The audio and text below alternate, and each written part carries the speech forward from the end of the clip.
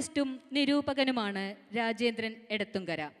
അധ്യാപകനായ ഇദ്ദേഹത്തിന് അക്ബർ കക്കട്ടിൽ അവാർഡ്, ദേശാഭിമാനി സാഹിത്യ പുരസ്കാരം തുടങ്ങി നിരവധി പുരസ്കാരങ്ങൾ ലഭിച്ചിട്ടുണ്ട്. കേരള സാഹിത്യ അക്കാദമി പുരസ്കാരവും മികച്ച മാധ്യമ പ്രവർത്തനത്തിനുള്ള കോമൺവെൽത്ത് ഫെലോഷിപ്പും ലഭിച്ച മികച്ച എഴുത്തുകാരനും സാഹിത്യ നിരൂപകനുമാണ് KC നാരായണൻ. വിമർശകനും നിരൂപകനും മാധ്യമപ്രവർത്തകനുമാണ് PK രാജശേഖരൻ. കേരള സാഹിത്യ അക്കാദമി അവാർഡ് ജേതാവാണ്. G ഉഷാകുമാരി നിരൂപക, സാമൂഹിക വിമർശക, അധ്യാപിക എന്നീ നിലകളിൽ പ്രശസ്തയാണ്. എഴുത്തുകാരനും ചിന്തകനുമായി ശ്രദ്ധേയനായ വ്യക്തിയാണ് ശ്രീ OK സന്തോഷ്.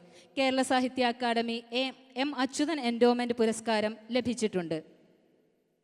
സത്യാനന്തര കാലത്തെ നിരൂപക ദൃഷ്ടി എന്ന ഈ പാനൽ ചർച്ചയുടെ അധ്യക്ഷത വഹിക്കാനായി ശ്രീ രാജേന്ദ്രൻ എടത്തുങ്കരയെ ബഹുമാനത്തോടെ ക്ഷണിക്കുന്നു. എല്ലാവർക്കും നമസ്കാരം. സത്യാനന്തര കാലത്തെ നിരൂപക ദൃഷ്ടി എന്ന ഈ സെഷനിൽ KC നാരായണൻ മാഷ്, PK രാജശേഖരൻ, OK സന്തോഷ്, ഉഷാകുമാരി എന്നിവരാണ് നമ്മോടൊപ്പം ഉള്ളത്. 30-32 വർഷത്തെ പഴക്കമുള്ളൊരു പദമാണ് സത്യാനന്തരം എന്നത്. 1992 സ്റ്റീവ് ടെസിക് എന്ന തിരക്കഥാകൃത്തും പത്രപ്രവർത്തകനുമായ അമേരിക്കക്കാരൻ പകുതി കാര്യമായും പകുതി തമാശയായും ഈ പദം കോയിൻ ചെയ്യുന്നത്. സത്യാനന്തര സമൂഹത്തിലേക്ക് പ്രവേശിക്കാൻ നമ്മളിതാ തയ്യാറെടുത്തുകൊണ്ടിരിക്കുന്നു എന്ന് പറഞ്ഞത്.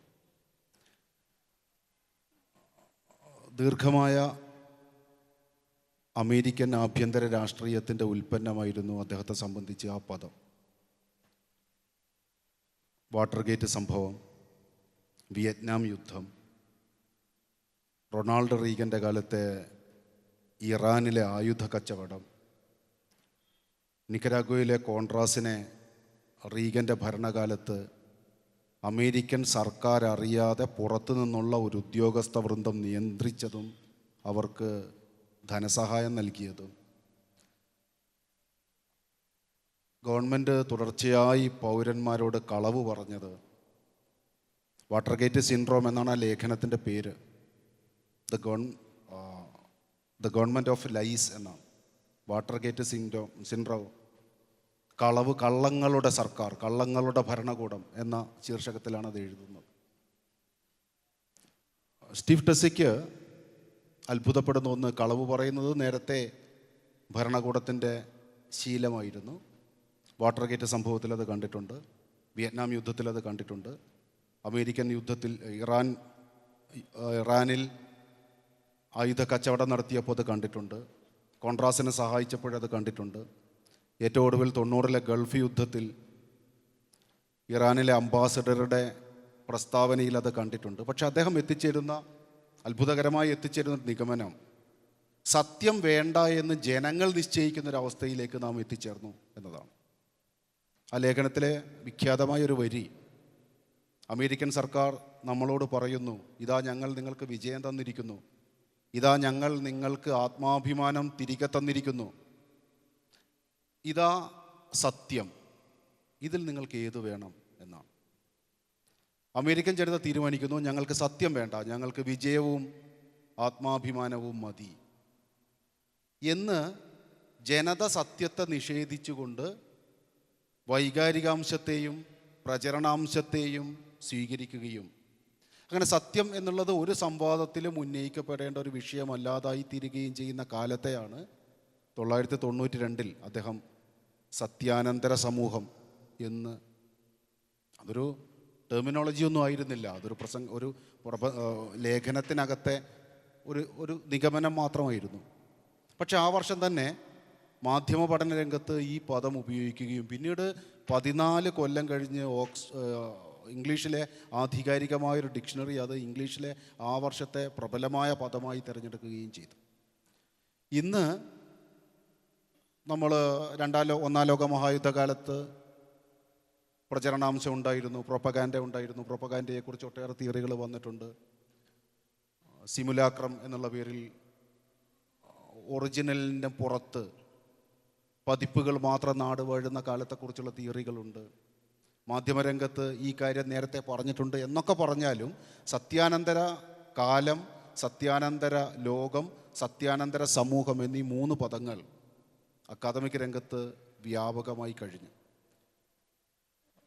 നേരത്തെ സ്റ്റീവ് ടെസ്സിക്ക് ഭയപ്പെട്ടതുപോലെ ഞങ്ങൾക്ക് സത്യം വേണ്ട, സത്യം അറിയുകയേ വേണ്ട, സത്യം എന്താണ് എന്ന് അന്വേഷിക്കേണ്ട ബാധ്യതയേ ഇല്ല, ഞങ്ങൾക്ക് താൽക്കാലിക വിജയം മാത്രം മതി എന്ന് നിശ്ചയിക്കുന്ന ഒരു സമൂഹമായി നമ്മൾ മാറിയിട്ടുണ്ടെങ്കിൽ നിശ്ചയമായും സത്യാനന്തര കാലം എന്ന നിഴൽ നമ്മളെയും ഗ്രസിച്ചിട്ടുണ്ട് എന്നാണ് അർത്ഥം. സ്റ്റീവ് ടെസ്സിക്ക് പറയുന്ന ചില കാര്യങ്ങളൊക്കെ നമുക്ക് നേരത്തെ തന്നെ ബാധകമാണെന്ന് എനിക്ക് തോന്നുന്നു. ഗവൺമെൻറ്റിനെ പാർട്ടി നിയന്ത്രിക്കുക, ഗവൺമെൻറ്റിന് പുറത്ത് പാർട്ടി അംഗങ്ങളുടെ തീരുമാനം ഉണ്ടാവുക, പൗരന്മാരോട് നിരന്തരമായി കളവ് പറയുക, ഇനി മാരകമായ സത്യം വരെ പുറത്ത് വിട്ടുകൊണ്ട് അത് പൗരന്മാരെ ഒരു തരത്തിലും ബാധിക്കില്ല എന്ന മുൻധാരണ ഉണ്ടാക്കുക. അങ്ങനെ അന്ന് അദ്ദേഹം ആ പദത്തിന് ചുറ്റും വിഭാവനം ചെയ്ത ഒരു പ്രത്യയശാസ്ത്ര പരിസരം പിൽക്കാലത്ത് അമേരിക്കൻ പ്രസിഡന്റ് തെരഞ്ഞെടുപ്പിലൂടെ, ബ്രെക്സിറ്റിലൂടെ, പിൽക്കാലത്തെ അമേരിക്കയുടെ വിദേശ നയത്തിലൂടെ, പിന്നെ മറ്റ് രാജ്യങ്ങളിലെ ഭരണാധികാരികൾ, ഭരണകൂടങ്ങളുടെ ഇടപെടലുകളിലൂടെ ഒരു യാഥാർത്ഥ്യമായി തീർന്നു എന്ന് വിചാരിക്കുന്നൊരു കാലത്താണ് നാം ഇപ്പോൾ നിൽക്കുന്നത്.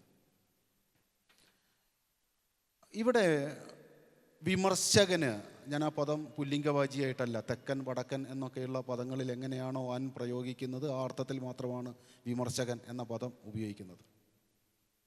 അങ്ങനെയുണ്ടല്ലോ, തെക്കൻ വടക്കൻ എന്നൊക്കെ പറയുമ്പോൾ അത് പുല്ലിംഗവാചിയല്ല, സാമാന്യവാചിയാണ്. അതുകൊണ്ട് എൻ്റെ നിരൂപകനെ സാമാന്യവാചിയായി കണ്ടാൽ മതി. ഇനി അങ്ങനെ കാണരുത് എന്ന ആർക്കെങ്കിലും നിർബന്ധമുണ്ടെങ്കിൽ ഞാനതിനെ ബഹുമാനപൂർവ്വം അഭിസംബോധന ചെയ്യുകയും ചെയ്യുന്നു. നിരൂപകന് ഈ സത്യാനന്തര കാലത്ത് പ്രത്യേകിച്ച് മുമ്പ് ഇല്ലാതിരുന്ന എന്തെങ്കിലും ഉത്തരവാദിത്തങ്ങളുണ്ടോ? ചരിത്രവും ഭാവനയും കൂട്ടിക്കുഴച്ചുകൊണ്ട് പ്രത്യക്ഷപ്പെടുന്ന സാഹിതീയ കൃതികളിൽ നിന്ന് ഈ ഭാവന ഇപ്പോൾ നമ്മൾ സത്യാനന്തര കാലത്തെക്കുറിച്ചുള്ള ചിന്തകളിൽ കണ്ടതുപോലെ സത്യത്തെ ഞങ്ങൾക്ക് ആവശ്യമേ ഇല്ല എന്ന് തീരുമാനമെടുക്കുന്ന ഒരു സമൂഹത്തെ സത്യാനന്തരതയുടെ അസ്ഥിവാരത്തിൽ ഉറപ്പിച്ചു നിർത്താനുള്ള ശ്രമമായി തിരിച്ചറിയുക എന്നത് നിരൂപകൻ്റെ ബാധ്യതയാണോ? മൂല്യനിർണയം എന്ന നിരൂപകൻ്റെ ചുമലിൽ എൽക്കാലവും ഏൽപ്പിച്ചു കൊടുത്ത മഹത്തായ ഉത്തരവാദിത്തം, സത്യാനന്തരം എന്നുള്ളത് നുണയുടെ കാലം എന്നല്ലല്ലോ അർത്ഥം. സത്യമേ വേണ്ട, സത്യത്തെ മാറ്റി വെച്ചുകൊണ്ട് തന്നെ നമുക്ക് മുന്നോട്ട് പോകാമെന്നാണ്. ഭാവനയുടെയോ നുണയുടെയോ ചെറിയ കള്ളികളിലേക്ക് ഒരു വലിയ സംവാദത്തെ ഒതുക്കുന്നതല്ല അത്. നിരൂപകൻ എന്നതിനേക്കാൾ കുറെ കൂടെ നല്ലത് ആ പ്ലൂറൽ ഉപയോഗിക്കുന്നതാണെന്ന് തോന്നുന്നു. എനിക്കെതിരെ വരുന്ന വിമർശനത്തിൻ്റെ കട്ടിയും കുറക്കാം. നിരൂപകർക്ക് ഈ പ്രത്യേക പരിതസ്ഥിതിയിൽ എന്തെങ്കിലും പുതുതായുള്ള ഉത്തരവാദിത്തങ്ങൾ ഏറ്റെടുക്കാനുണ്ടോ എന്നതാണ് ഈ വിഷയസീമയിൽ നിന്ന് ഞങ്ങൾക്ക് അന്വേഷിക്കാനുള്ള ആദ്യത്തെ ഒരു കാര്യം. ഞാൻ എൻ്റെ കൂടെ ഇരിക്കുന്ന നിരൂപകരോട് ഏതെങ്കിലും ചോദ്യങ്ങൾ ചോദിക്കാനോ ആ ചോദ്യങ്ങളുടെ ഉത്തരത്തിലേക്ക് അവരെ തളച്ചിടാനോ ആഗ്രഹിക്കുന്നില്ല. പകരം സത്യാനന്തര കാലത്തെ സാഹിത്യ നിരൂപണം, സാംസ്കാരിക നിരൂപണം, അല്ലെങ്കിൽ ചലച്ചിത്ര നിരൂപണം, ചിത്രകലാ നിരൂപണം, എന്തായാലും ക്രിറ്റിസിസം എന്ന പദത്തിനകത്ത് നാം ഇതുവരെ പരിചയിച്ചു പോന്ന ഒരു സാഹിതീയ സംവാദാത്മകതയുടെ പുതിയ കാലത്തെ ഉത്തരവാദിത്തം എന്താണ്? നിരൂപകനെ സത്യാനന്തര കാലം അപ്രസക്തമാക്കുന്നുണ്ടോ? പൊതുവെ മലയാളത്തിലെ നിരൂപണത്തെക്കുറിച്ച് എല്ലാ കാലത്തും ഉയർന്നു വന്നൊരു നിരൂപണം, അത് മാരാരും മുണ്ടശ്ശേരിയും ജീവിച്ചിരുന്ന കാലത്തും ഉണ്ടായിരുന്നു, മാരാരും മുണ്ടശ്ശേരിയും മരിച്ച കാലത്തും ഉണ്ട്, വേറൊരു മാരാരും മുണ്ടശ്ശേരിയും ജനിക്കുന്ന കാലത്തും ഉണ്ടാവും. മലയാള നിരൂപണം അത്ര പോരാ എന്നാണ്. എത്ര പോരാ എന്നതാണെന്ന് എനിക്ക് അറിഞ്ഞുകൂടാ. അത്ര പോരാ എന്ന് മുമ്പ് ആളുകൾ പറഞ്ഞിട്ടുണ്ട്. അത്ര പോരാ എന്ന് എഴുതിയ കടലാസ് കത്തിച്ച് അത് എൻ്റെ കവിതയുടെ ചുവട്ടിലിട്ടാൽ ആ പുക കൊണ്ട് എൻ്റെ കവിത വലുതായിക്കൊള്ളും എന്ന് അത്ര പോരാ നിരൂപകർക്ക് മലയാളത്തിലൊരു കവി മറുപടിയും കൊടുത്തിട്ടുണ്ട്. പക്ഷേ ആളുകൾ പറയും ഇപ്പോൾ സാഹിത്യ ആസ്വാദന കുറിപ്പുകൾ മാത്രമേ ഉണ്ടാകുന്നുള്ളൂ, ദ ഗ്രേറ്റ് ആർട്ട് എന്ന് വിളിക്കാവുന്ന വലിയ മഹത്തായ സാഹിത്യ കൃതികൾ ഉണ്ടാകുന്നില്ല. അങ്ങനെയാണെങ്കിൽ പേരെടുത്ത് നാം ഈ കൃതികളെ അഭിസംബോധന ചെയ്താൽ, എഴുത്തുകാരെ അഭിസംബോധന ചെയ്താൽ, മലയാളത്തിലെ കലമേനി കണക്ക് കൊട്ടക്കണക്ക് വിട്ടിട്ട് വസ്തുനിഷ്ഠമായി ഇതിനെ ഒന്ന് അവലോകനം ചെയ്താൽ മലയാളത്തിൽ മഹത്തായ നിരൂപണ കൃതികൾ ഉണ്ടാകുന്നുണ്ടോ? അങ്ങനെ ഉണ്ടാവാത്തതിന് കാരണം, ഉണ്ടായില്ലെങ്കിൽ ഈ സത്യാനന്തരതയുടെ ഫലമാണോ? നിരൂപകൻ അപ്രസക്തനാകുന്നുണ്ടോ? ഇങ്ങനെ ഒട്ടേറെ ചോദ്യങ്ങളിലേക്ക് ഈ ചർച്ചയുടെ ആദ്യ ഭാഗം വികസിക്കാം എന്ന് ഞാൻ വിചാരിക്കുന്നു. ഞാൻ ഉദ്ദേശിക്കാത്ത, പറയാത്ത, ആലോചിക്കാത്ത മറ്റു മേഖലകളും ഈ വിഷയസീമയ്ക്കകത്ത് സ്വയം സന്നിഹിതമാകും. ഞാൻ അതിൻ്റെ പൂർണ്ണ സ്വാതന്ത്ര്യം എൻ്റെ കൂടെ ഇരിക്കുന്ന നിരൂപകർക്ക് വിട്ടുകൊടുക്കുന്നു. ഞങ്ങൾ ഉഷ ടീച്ചറുമായിട്ട് ആരംഭിക്കുകയാണ്. ടീച്ചർക്ക് ഞാൻ മൈക്ക് കൈമാറുന്നു.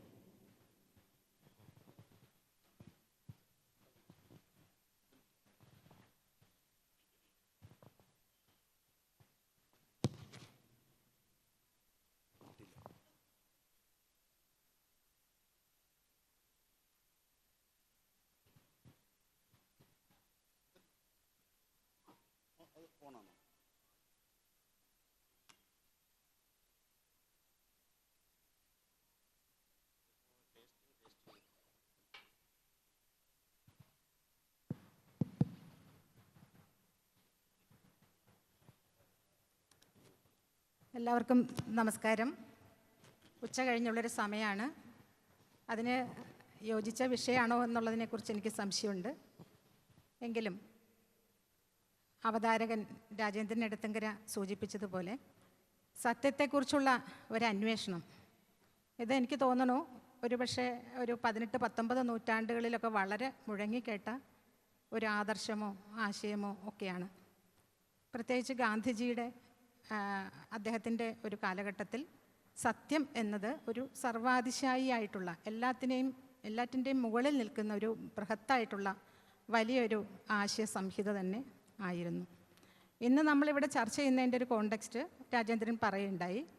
2016 ഈ ബ്രെക്സിറ്റ്, അതേപോലെ ട്രംപിൻ്റെ തെരഞ്ഞെടുപ്പുമായി ബന്ധപ്പെട്ട അത്തരം കോലാഹലങ്ങൾക്ക് ശേഷം പൊതുവെ മാധ്യമപ്രവർത്തകരും അക്കാദമിക് സമൂഹവും ഉപയോഗിച്ച് അത് ഓക്സ്ഫോർഡ് ഡിക്ഷണറിയിൽ ഇടം നേടിയതിനെക്കുറിച്ചുമൊക്കെ പറയുണ്ടായി. ഏറ്റവും അധികം ഉപയോഗിക്കപ്പെട്ട വാക്കായിട്ടത് മാറി, പോസ്റ്റ് ട്രൂത്ത് എന്നത്.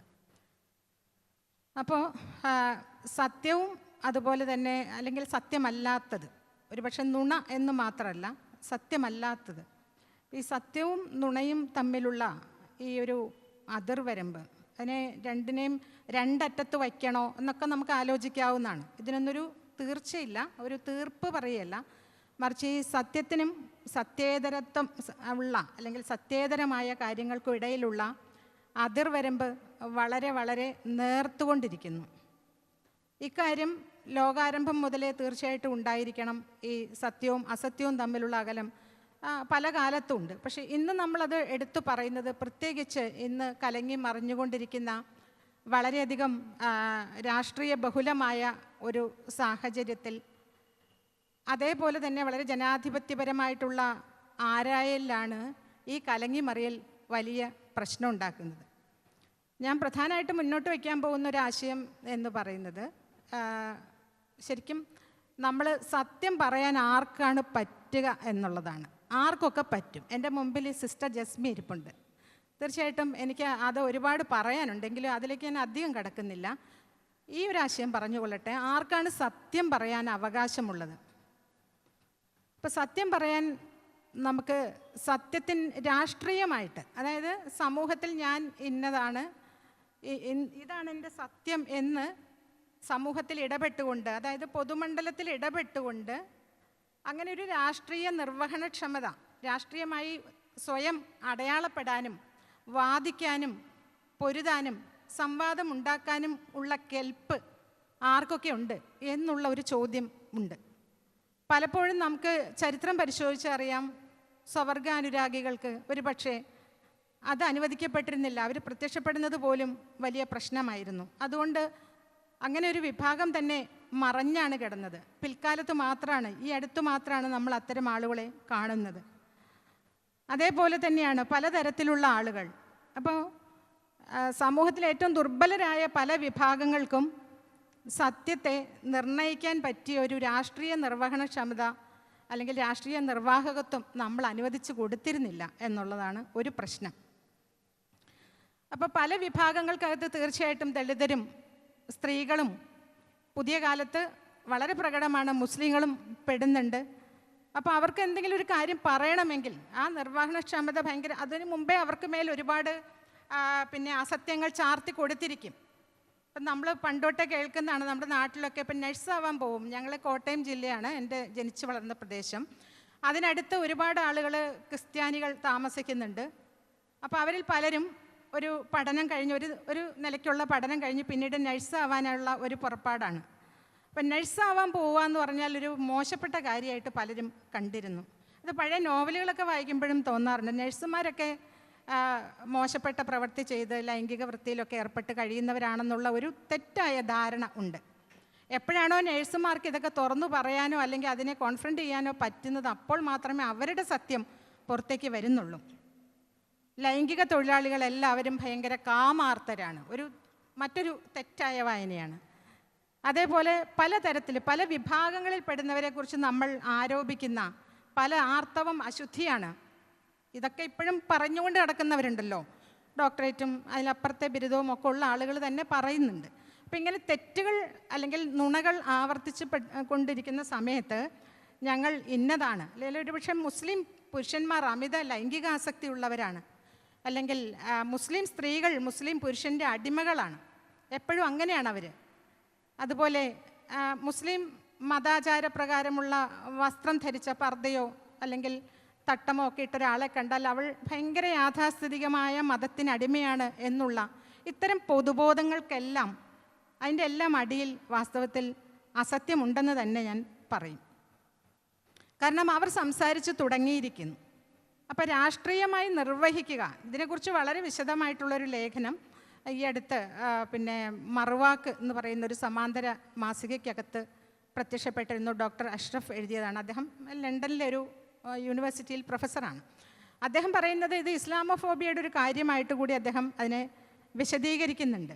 അപ്പോൾ സ്വന്തം സത്യത്തെ വെളിപ്പെടുത്തുവാനുള്ള ഈ ഒരു അവസരത്തെ അല്ലെങ്കിൽ അവകാശത്തെ നിഷേധിക്കുന്നത് ആരാണ്? ഇതൊരു നിശ്ചയമായിട്ടും ഉയർന്നു വരേണ്ട ഒരു ചോദ്യമാണ്. നമ്മുടെ ഇന്നത്തെ ഇന്ത്യൻ സാഹചര്യത്തിൽ നമുക്ക് ആലോചിച്ചാൽ അറിയാം, അല്ല എവിടെ നോക്കിയാലും ഈ സത്യത്തെ പറയാൻ അനുവദിക്കാത്ത ആ ഒരു സാഹചര്യം, അത് തീർച്ചയായിട്ടും ഈ അതിതീവ്ര ദേശീയതാവാദികൾ ഭയങ്കരമായിട്ടുള്ള, ഇപ്പം നമുക്കതിനെ നാസിസം എന്നോ അല്ലെങ്കിൽ നവനാസി എന്നോ അങ്ങനെയൊക്കെയുള്ള പേരുകളിൽ നമ്മൾ വിളിക്കാറുണ്ട്, സംഘപരിവാർ എന്നൊക്കെ പറയാറുണ്ട്. അപ്പോൾ ഈ അതിതീവ്ര ദേശീയതാ ചിന്തകളും ദേശീയതാ ശക്തികളും ഇവരെല്ലാം കൂടി ചേർന്നിട്ടാണ് സ്വതന്ത്രമായിട്ടുള്ള ഒരു രാഷ്ട്രീയമായിട്ടുള്ള നിലനിൽപ്പിനെ തടസ്സപ്പെടുത്തുന്നത്. അതുകൊണ്ട് തന്നെ അത് വലിയൊരു പ്രതിസന്ധി ഉണ്ടാക്കുന്നുണ്ട്. ഇതുകൊണ്ട് തന്നെ പലപ്പോഴും മനുഷ്യർക്ക് അസത്യങ്ങൾ വലിയ രീതിയിലുള്ള ഒരു കലങ്ങിമറിയൽ ഇവിടെ നടന്നുകൊണ്ടിരിക്കുന്നുണ്ട്.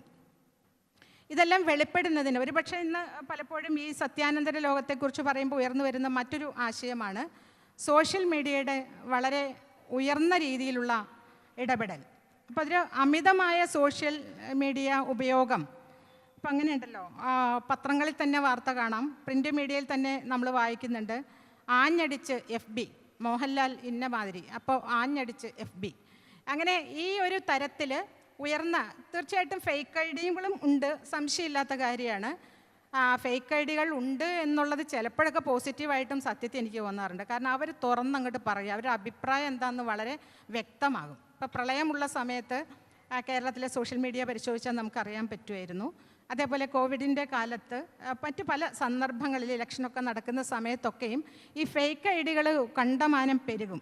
അപ്പോൾ അത് നമുക്ക് നിയന്ത്രിക്കാൻ പറ്റുന്നതിലധികമാണ് ഫേക്ക് ഐഡികൾ. അപ്പോൾ ഈ ഫേക്ക് ഐഡികളുടെ ഒരു വശം എന്താണെന്ന് വെച്ചാൽ ആളുകൾ എങ്ങനെയൊക്കെ ചിന്തിക്കുന്നു എന്നുള്ളതിനെക്കുറിച്ച് നമുക്ക് ഏതാണ്ടൊരു വ്യക്തത കിട്ടും എന്നുള്ളതാണ്. അപ്പോൾ ഇവിടെ രാജേന്ദ്രൻ സൂചിപ്പിച്ചതിലെ ഒരു കാര്യം, നമുക്ക് നമ്മുടെ വൈകാരികമായിട്ടുള്ള താല്പര്യങ്ങൾക്കനുസരിച്ച് അല്ലെങ്കിൽ വ്യക്തിപരമായ ചില അഭിപ്രായങ്ങൾ അങ്ങനെ അത് പ്രകടിപ്പിച്ചുകൊണ്ട് സാഹിത്യ നിരൂപണത്തിൽ ഏർപ്പെടുമ്പോൾ അല്ലെങ്കിൽ വായിക്കാൻ ശ്രമിക്കുമ്പോൾ പ്രശ്നമുണ്ടോ എന്നുള്ളതാണ്. അത് വളരെ സൂക്ഷിച്ച് ചിന്തിക്കേണ്ട ഒന്നാണ്. അത് ഓരോ സന്ദർഭത്തിലും അതിനൊരു കൃത്യം ഉണ്ട് അല്ലെങ്കിൽ ഇല്ല എന്നുള്ള ഒരു വാദം ഒരിക്കലും സാധ്യമല്ല. അപ്പോൾ ഒരുപക്ഷെ നമുക്ക് ചരിത്രത്തിൽ തന്നെ സാഹിത്യ ചരിത്രങ്ങൾ തീർച്ചയായിട്ടും ഒരു സാഹിത്യ നിരൂപകയുടെ ഉപാദാന വസ്തുവാണ്, സംശയമില്ല. അതുകൊണ്ട് തന്നെ അതിലേക്ക് വരേണ്ടി വരും. അപ്പോൾ ഇപ്പം ബാലാകലേശം നാടകം മാത്രം എടുത്തു നോക്കിയാൽ മതി. സ്വദേശാഭിമാനി രാമകൃഷ്ണപിള്ള അദ്ദേഹത്തെ നാട് കടത്തിയ രാജഗോപാലാചാര്യയുടെ ഒരു പരാമർശം അദ്ദേഹത്തെ ആചാര്യ എന്ന് ആ നാടകത്തിൽ വിശേഷിപ്പിച്ചതിൽ കലിപൂണ്ടിട്ടാണ് എന്ന് നമ്മൾ വായിക്കുന്നു. പിന്നെ ഈ നാടകത്തിനെതിരെ കലിതുള്ളി പുറപ്പെടുന്നുണ്ട്. അപ്പോൾ കൊച്ചി സമാജം, കൊച്ചിയിലെ ഗ്രന്ഥസമാജം, അങ്ങനെ പേരുള്ള ഗ്രന്ഥസമാജം അല്ല, സാഹിത്യ സമാജം പ്രവർത്തകരുടെ ഒത്താശയോടുകൂടി പണ്ഡിറ്റ് കറുപ്പൻ എഴുതിയ ഈ നാടകത്തെ വാലാകലേശം എന്ന അദ്ദേഹത്തിൻ്റെ ജാതി പേരും കൂടി സൂചനയോടുകൂടി വെച്ചുകൊണ്ട് വളരെ അധിക്ഷേപാർഹമായ രീതിയിൽ മംഗളോദയത്തിൽ എഴുതുകയും അതിന് പിന്നീട് പണ്ഡിറ്റ് കറുപ്പൻ മറുപടി കൊടുക്കുന്നുണ്ട്. അദ്ദേഹം കൃത്യമായ ജാതി വിരുദ്ധ പ്രവർത്തനങ്ങളിൽ കൊണ്ട് ജീവിതം മുന്നോട്ട് നീക്കുന്നതിനിടയിലാണ് ഈ സംഭവമെല്ലാം ഉണ്ടാകുന്നത്. അപ്പോൾ ഇതിനകത്ത് ഒരുപാട് പേര് ഇടപെടുന്നുണ്ട്. കൊച്ചി രാജാവിൻ്റെ ഒരു സ്തുതിയൊക്കെയാണ് സത്യത്തിൽ ബാലാകലേശത്തിൽ കാര്യമായിട്ടുള്ളത്. പല ആളുകളും ഈ കൊച്ചിയിലെ ഈ സാഹിത്യ സമാജം പ്രവർത്തകർ ഒന്നടങ്കം സ്വദേശാഭിമാനിക്ക് ഒപ്പം നിൽക്കുകയും അത് വേറൊന്നായി മാറിത്തീരുകയും ചെയ്ത ഒരു സംഭവം ഉണ്ട്. അത് ഒരു പുസ്തകത്തിൽ ബാലാകലേശവാദം എന്ന് പറയുന്ന ഒരു പുസ്തകം തന്നെയുണ്ട്. അതിലേക്കൊക്കെ പോകുമ്പോൾ ഇത് എല്ലാ കാലത്തും ഉണ്ടായിരുന്നു എന്നുള്ളതിൻ്റെ ഒരു സൂചനയായിട്ടാണ് മനസ്സിലാക്കാൻ കഴിയുന്നത്. തൽക്കാലം തുടക്കത്തിൽ ഇത്രമാത്രം. ഈ ഒഴുക്കിനിടയിൽ വിഘ്നം സംഭവിക്കുന്നതിൽ ക്ഷമിക്കണം. നമുക്ക് പരിമിതമായ സമയവും ആണ് മുന്നിലുള്ളത്. അതുകൊണ്ടാണ് ടീച്ചർ വീണ്ടും അടുത്ത ഒരു ടേണിൽ തിരിച്ചു വരും. അപ്പോൾ നമുക്ക് കൂടുതൽ കേൾക്കാം. മാഷെ, KC നാരായണ മാഷ് സംസാരിക്കും. പ്രിയപ്പെട്ട രാജേന്ദ്രൻ, മറ്റ് സുഹൃത്തുക്കളെ, ആദ്യമായി എനിക്ക് പറയാനുള്ളത് സത്യാനന്തര കാലം എന്നുള്ള പരികൽപ്പന എനിക്ക് വിശ്വാസയോഗ്യമല്ല എന്നുള്ളത്. എന്തുകൊണ്ട്? ഇപ്പം സത്യാനന്തര കാലം ആണ് ഇപ്പോൾ സത്യത്തിന് ശേഷമുള്ള കാലം എന്നാണ് അതിൻ്റെ അർത്ഥം.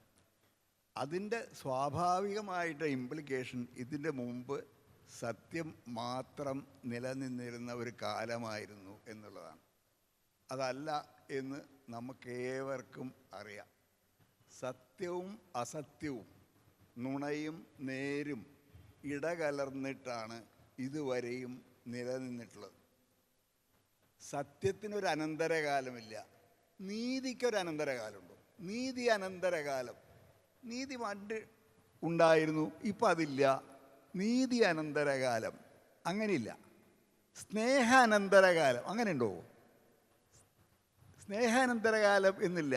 ദയാനന്തരകാലം അങ്ങനെയുണ്ടോ? ഇല്ല. ഒരു മൂല്യങ്ങൾക്കും അനന്തരം ഇല്ല. കാരണം മൂല്യം എല്ലാ കാലങ്ങളിലും മനുഷ്യൻ്റെ ആധാരമായി നിൽക്കുന്നതിനെയാണ് മൂല്യം എന്ന് നമ്മൾ പറയാം. അപ്പോൾ അതുകൊണ്ട് സ്നേഹവും സത്യവും ധർമ്മവും ഒക്കെ ഇത്തരത്തിൽ സമൂഹത്തിലെ മനുഷ്യർ ആഗ്രഹിക്കുന്നതും അവരവരുടെ വിശ്വാസത്തിൻ്റെയും പ്രവൃത്തികളുടെയും ആധാരമാക്കാൻ ആഗ്രഹിക്കുന്നതുമായ ഒന്നാണെങ്കിൽ അതെന്നും നിലനിൽക്കും, ഏത് കാലത്തും നിലനിൽക്കും. അതിന് അനന്തരകാലമോ അതിന് ശേഷമുള്ള കാലമോ ഇല്ല. പിന്നെ എന്താണ് ഈ അനന്തരം എന്ന് പറയുന്നത്? ഇപ്പോൾ ഉദാഹരണത്തിന് സത്യത്തോടൊപ്പം സത്യത്തിൻ്റെ പേരിൽ നുണ എങ്ങനെയാണ് ജയിക്കുന്നത് എന്നുള്ളതിൻ്റെ ഒരു ചെറിയ ഉദാഹരണമാണ് ഈ മഹാഭാരതം എന്നുള്ള പുസ്തകം എഴുതിയിട്ടുള്ളത്. അത് പറയുന്നത് നിങ്ങൾ സത്യം എന്ന് പറഞ്ഞോളൂ, അതിനൊപ്പം അസത്യവുമുണ്ട് എന്നുള്ളതാണ്. ഈ കൃഷ്ണൻ പല ഭഗവത്ഗീതകളും പറഞ്ഞിട്ടുണ്ടെങ്കിലും അതിലത്തെ ഒരു ഭഗവത്ഗീത ഇങ്ങനെയാണ്: ധർമ്മം വിട്ടും പാണ്ഡവരെ കൈക്കൊൾവിൻ ജയകൗശലം. ധർമ്മം വിട്ടും പാണ്ഡവരെ കൈക്കൊൾവിൻ ജയകൗശലം. അതാണ് മഹാഭാരതത്തിൽ ഉടനീളം സംഭവിച്ചിട്ടുള്ളത്. ധർമ്മം വിട്ടും നേടിയ, കൗശലം കൊണ്ട് നേടിയ ജയമാണ്. ഈ ധർമ്മം വിട്ട ജയകൗശലമാണ് ധർമ്മത്തിൻ്റെ പേരിൽ മഹാഭാരതത്തിലുടനീളം നിന്നതായിട്ട് വ്യാഖ്യാനിക്കപ്പെട്ടുള്ളത്. ഒരു ചെറിയ ഉദാഹരണം കൂടി എന്ന് പറയാം. ഈ സത്യവാദിയാണല്ലോ ധർമ്മപുത്രൻ, അങ്ങനെയാണല്ലോ വിവരിക്കപ്പെടുന്നത്. അദ്ദേഹം ചെയ്ത നുണ, അത് പറഞ്ഞ നുണയാണ് മഹാഭാരതത്തിൻ്റെ ഗതി മാറ്റിയത്. ദ്രോണരെ അതൊക്കെ എല്ലാവർക്കും അറിയുന്ന. അപ്പം അതിൽ പറയുന്നുണ്ട് എന്തുകൊണ്ടാണ് ഈ രണ്ടാമതും ചൂത് കളിക്കാൻ ധർമ്മപുത്രർ ഒരുങ്ങി പുറപ്പെട്ടത്. അതിന് ചോദ്യം പാഞ്ചാലി വീണ്ടും വീണ്ടും ചോദിക്കുകയാണ്. അതിൽ അദ്ദേഹം പറയുന്ന ഒരു കാര്യം അത്ഭുതകരമാണ്. ഞാൻ ഇതിനെ ഇറങ്ങി പുറപ്പെട്ടത് മറ്റൊന്നും കൊണ്ടുമല്ല, എനിക്ക് ദുര്യോധനൻ്റെ കയ്യിലിരിക്കുന്ന ആ രാജ്യം കൂടി എനിക്ക് കൈയടക്കാമല്ലോ എന്നുള്ള ലോഭമോഹത്താൽ മാത്രമാണ് ഞാൻ രണ്ടാമതും ഈ ചൂതുകളിക്ക് ഇറങ്ങി പുറപ്പെട്ടതെന്ന്. അപ്പോൾ ഈ പുനർദ്യൂതം എന്നുള്ള സംഗതി സത്യവാദിയായ ധർമ്മപുത്രൻ്റെ അങ്ങേയറ്റത്തെ അസത്യവാദവും ലോഭചിന്തയും ഒക്കെ കലർന്നിട്ടാണ് കിടക്കുന്നത്. എവിടെ സത്യം കിടക്കണു, എവിടെ അസത്യം കിടക്കണു എന്നുള്ള വേർതിരിച്ചറിയാൻ പറ്റാത്ത മട്ടിലുള്ള ഒരു കൂട്ടിപ്പിടിക്കലാണ് ഈ ലോകത്തിൽ മനുഷ്യരുടെ കഥ എന്നാണ് അതിൻ്റെ ഇടയിലൊക്കെ ഈ കവി പറയുന്നത്. അതുകൊണ്ട് സത്യാനന്തരകാലം എന്നോ സത്യം മാത്രം നിലനിൽക്കുന്ന കാലം എന്നോ ഉള്ള വിഭജനം ഞാൻ അംഗീകരിക്കുന്നില്ല, ലോകം അംഗീകരിക്കുന്നില്ല, ചരിത്രം അംഗീകരിക്കുന്നില്ല, മനഃശാസ്ത്രം അംഗീകരിക്കുന്നില്ല. അപ്പോൾ ഈ സത്യാനന്തര കാലം എന്നുള്ള ആ പരികൽപ്പന വേറെ ഏതോ സമർത്ഥന്മാർ നിർമ്മിച്ച ഒരു നുണയായിട്ട് മാത്രമേ ഞാൻ അതിനെ കാണുന്നുള്ളൂ. അങ്ങനൊരു കാലമില്ല, സത്യാനന്തര കാലം എന്നുള്ളൊരു കാലമില്ല. കാലം എന്താ? കാലം കണ്ടംപററി ആയ കാലം, ഇന്ന് നാം ജീവിക്കുന്ന കാലമേ ഉള്ളൂ. ആ കാലത്തിൽ സത്യവും അസത്യവും, അത് സത്യം ആരാ പ്രചരിപ്പിക്കുക? ഗവൺമെൻറ്റോ ഭരണാധികാരികളോ സമ്പന്നരോ ഒന്നും സത്യം പ്രചരിപ്പിക്കാൻ ബാധ്യസ്ഥരല്ല. അവർ കഴിയുമെങ്കിൽ നുണ പറയും, അല്ലെങ്കിൽ മിണ്ടാതിരിക്കും. സത്യം എന്നുള്ളത് ഈ പറയുന്ന ആവശ്യമുള്ള ആളുകൾക്കാണ് ഈ സത്യം വിളിച്ചു പറയേണ്ടത്. സത്യം എന്നുള്ളത് ഒരു വിളിച്ച് പറയല, ഇതല്ല ഇതല്ല ഇതല്ല എന്ന് വിളിച്ചു പറയേണ്ട ആളുകൾ ഭരണാധികാരികളോ സമ്പന്നരോ ഒന്നുമല്ല. അവരൊക്കെ നുണ കൊണ്ട് ധാരാളം തന്നെ രാജ്യം ഭരിക്കാം, സമ്പത്തുണ്ടാക്കാം എന്ന് ഉറപ്പിച്ചും കണ്ടുപിടിച്ചും ശീലിച്ചവരാണ്. അവർക്ക് സത്യം അവരൊക്കെ ഒരു അത്യാവശ്യ കാര്യമല്ല. ആർക്കാണ് അത്യാവശ്യ കാര്യമാവുന്നത്? ഈ താഴെ കിടക്കുന്നവർക്ക്, കീഴാളർക്ക്, അടിച്ചമർത്തപ്പെട്ടവർക്ക്, ഈ തങ്ങളുടെ മേലൊക്കെ വന്നു പതിക്കുന്ന ഈ നുണയുടെ മഹാസാമ്രാജ്യത്തിനെ ഭേദിച്ച് ഒരു വാക്കുച്ചരിക്കാൻ കഴിയും എങ്കിൽ ആ കഴിവിനെയാണ് ഗാന്ധിയോ അല്ലെങ്കിൽ 100,000 ചെറുമനുഷ്യരോ ഒരു സത്യം എന്നുള്ള ഒരു നേരിയ വാക്കുകൊണ്ട്, പക്ഷേ ദൃഢമായ ഒരു വാക്കുകൊണ്ട് പറഞ്ഞത്. അങ്ങനെ ആ സത്യത്തിൻ്റെ വാക്ക് കുറച്ചു കാലം പുലർന്നു. പക്ഷെ ആ പറഞ്ഞ വായെ ഗോഡ്സെകൾ നിശബ്ദമാക്കുകയും ചെയ്തു. ഇതാണ് പറയേണ്ടത്. അപ്പോൾ ഈ അധികാരികൾ, അത് ഏതധികാരികൾ? സഭയുടെ അധികാരി, മതത്തിൻ്റെ അധികാരി, ഭരണത്തിൻ്റെ അധികാരി, സമ്പത്തിൻ്റെ അധികാരി, സ്ത്രീയുടെ അധികാരി, ഈ 4 തരം അധികാരികളും കൂടിച്ചേർന്ന് ഈ സത്യം എന്നുള്ളത് നിങ്ങൾ പറയണ്ട എന്ന് അടിയിൽ കിടക്കുന്ന ആളുകളോട് പറഞ്ഞുകൊണ്ടിരുന്ന ഒരു കാലേ ഇതുവരെ ചരിത്രത്തിലുണ്ടായിട്ടുള്ളൂ. അതിന് ശേഷമുള്ള ചരിത്രമോ അതും ഇതുപോലെ തന്നെയാണ് സമകാലിക ചരിത്രം നമ്മളോട് പറയുന്നത്. ഇന്നും അസത്യം സത്യത്തോട് കലർന്നും സത്യം അതിനോട് പൊരുതാൻ നിവർന്നും ഒക്കെ കിടക്കുന്ന ഒരു കാലമാണ്.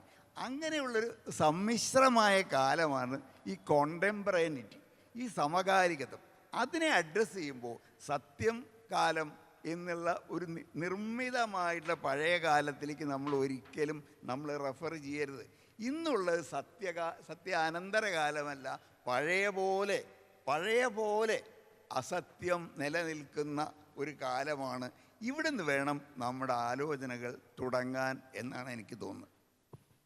സന്തോഷ് മാഷ്.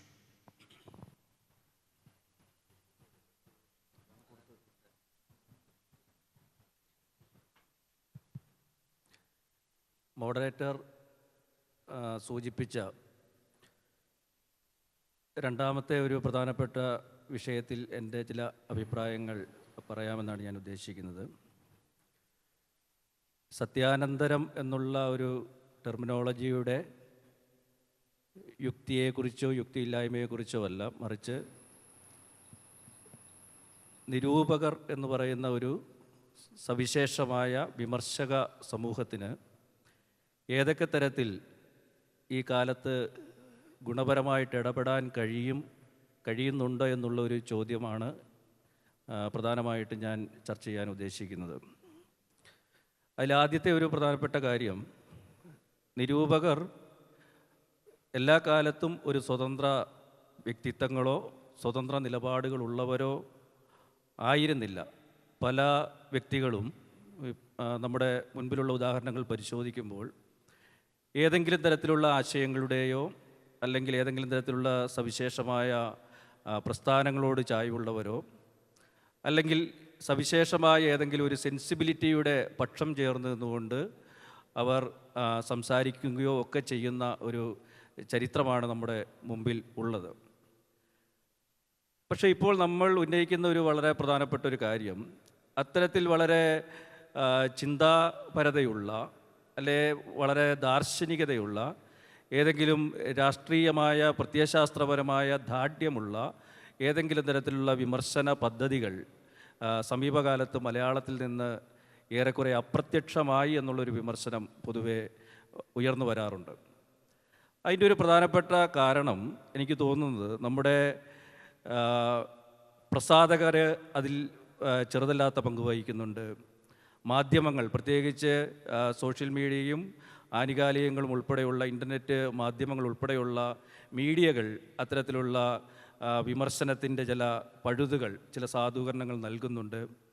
അതോടൊപ്പം തന്നെ പുതിയ തലമുറ, ഇപ്പോൾ എനിക്ക് തോന്നുന്നു ഞങ്ങൾ ഉൾപ്പെടെ ഇവിടെ ഇരിക്കുന്ന ആളുകളൊക്കെ തന്നെ ഏറ്റവും പുതിയ സാഹിത്യ വായനയുള്ള തലമുറയിൽ നിന്ന് സെൻസിബിലിറ്റി പരമായിട്ട് ഭാവുകത്വപരമായിട്ട് പോലും വളരെ അകന്നു നിൽക്കുന്ന ഒരു തലമുറയായിട്ടാണ് ഞാൻ സ്വയം മനസ്സിലാക്കുന്നത്. കാരണം എൻ്റെ ക്ലാസ് മുറികളിൽ വരുന്ന വിദ്യാർത്ഥികളോട് എൻ്റെ അഭിരുചികൾക്കപ്പുറം അല്ലെ എൻ്റെ അഭിരുചികൾ പറയുന്നതോടൊപ്പം തന്നെ അവരുടെ അഭിരുചികളെ കൂടി പരിഗണിക്കേണ്ടി വരുന്ന ഒരു തലമുറ മാറ്റവും കൂടി ഈ കാലത്ത് ഉണ്ടായിട്ടുണ്ട്.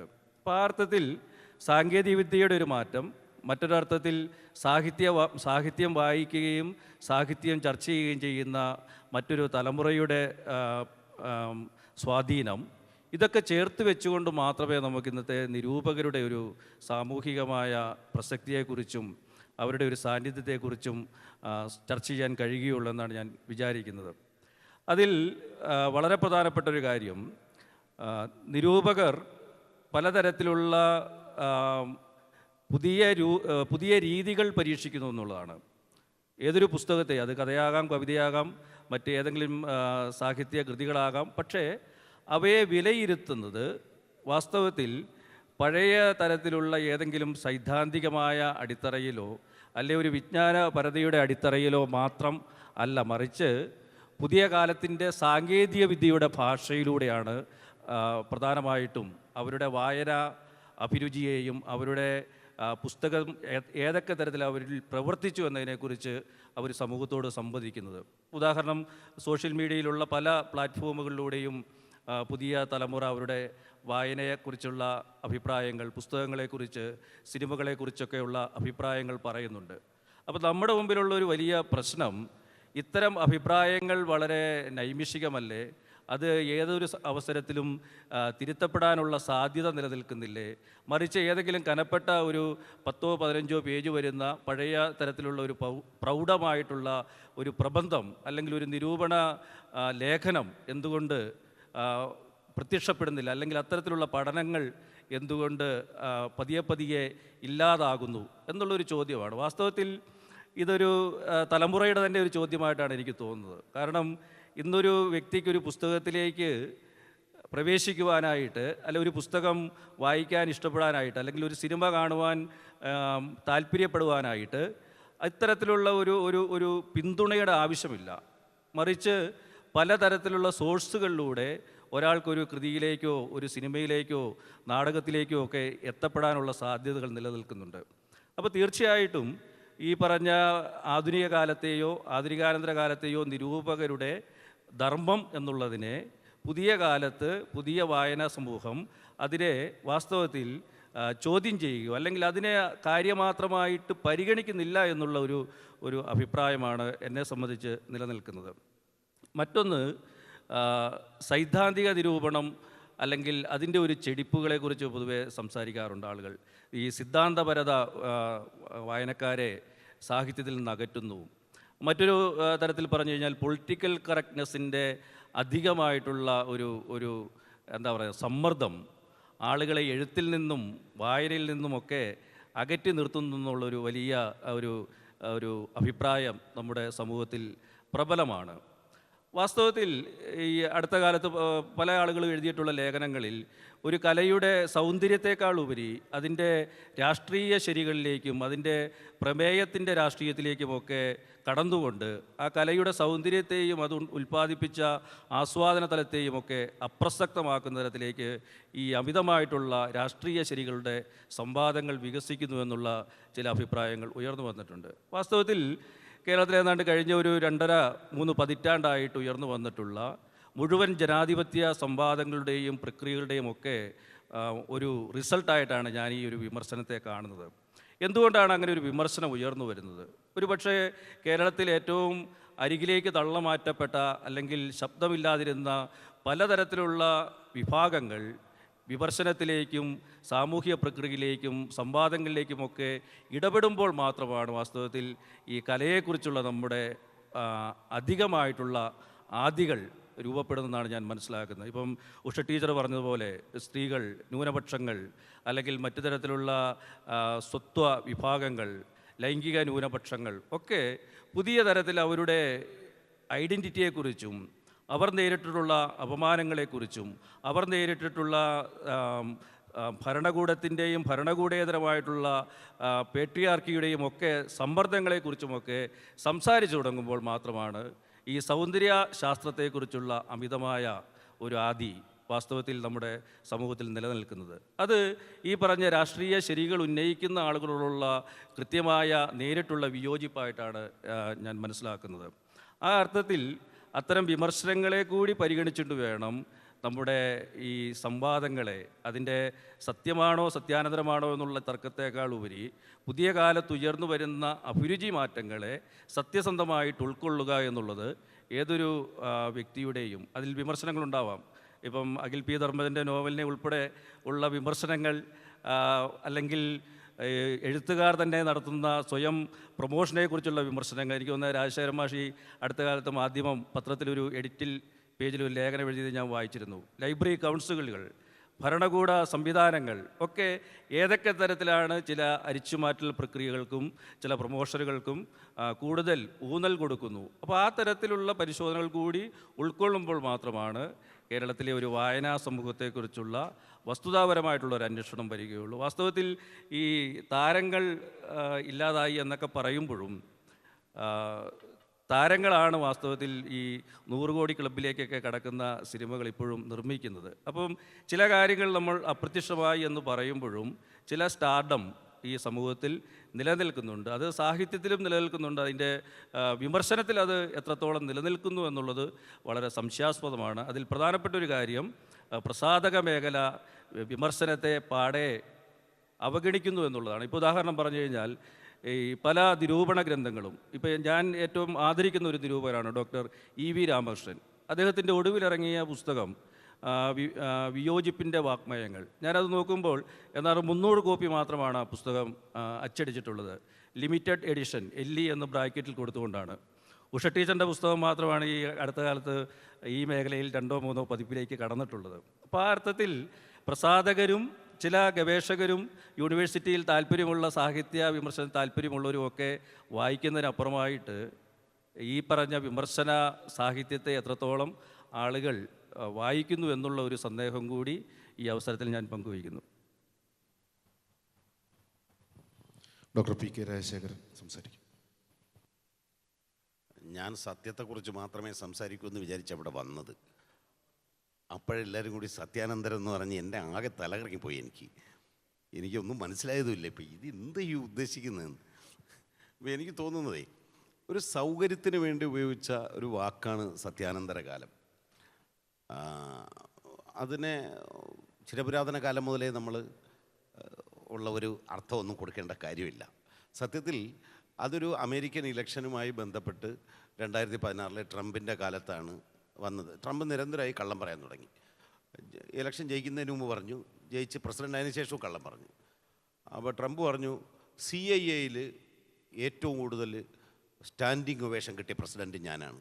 കാരണം ഓഫീസർമാരും ഇരുന്നതേ ഇല്ല ട്രംപിൻ്റെ പ്രസംഗം തീരുന്നത് വരെ. പക്ഷേ സംഭവം ആരോടും ഇരിക്കാൻ ട്രംപ് പറഞ്ഞിരുന്നില്ല. പ്രസിഡൻറ്റ് ഇരിക്കാൻ പറയാതെ ഓഫീസർമാർക്ക് ഇരിക്കാൻ പറ്റില്ലായിരുന്നു. ഇങ്ങനെ കുറേ കള്ളം പറഞ്ഞു. അപ്പോൾ ഇതെല്ലാം അന്ന് ജേർണലിസ്റ്റുകൾ കണക്കെടുത്തുകൊണ്ട് ഏറ്റവും കൂടുതൽ ആളുകൾ എൻ്റെ ഇനാഗുറൽ കാണാനാണ് വന്നതെന്ന് പറഞ്ഞു. അപ്പോൾ അവരന്ന് മെട്രോയിൽ മുഴുവൻ സബ്വേകളിലും നടന്ന മൊത്തം ജനങ്ങളുടെ ട്രാൻസിറ്റിൻ്റെ എണ്ണം എടുത്തു. ഈ മുഴുവൻ കണക്കുള്ളപ്പോൾ നോക്കിയപ്പോൾ ഏറ്റവും കൂടുതൽ ട്രാൻസിറ്റ് കുറഞ്ഞ ദിവസം ട്രംപ് പ്രസിഡൻ്റായ ദിവസമായിരുന്നു.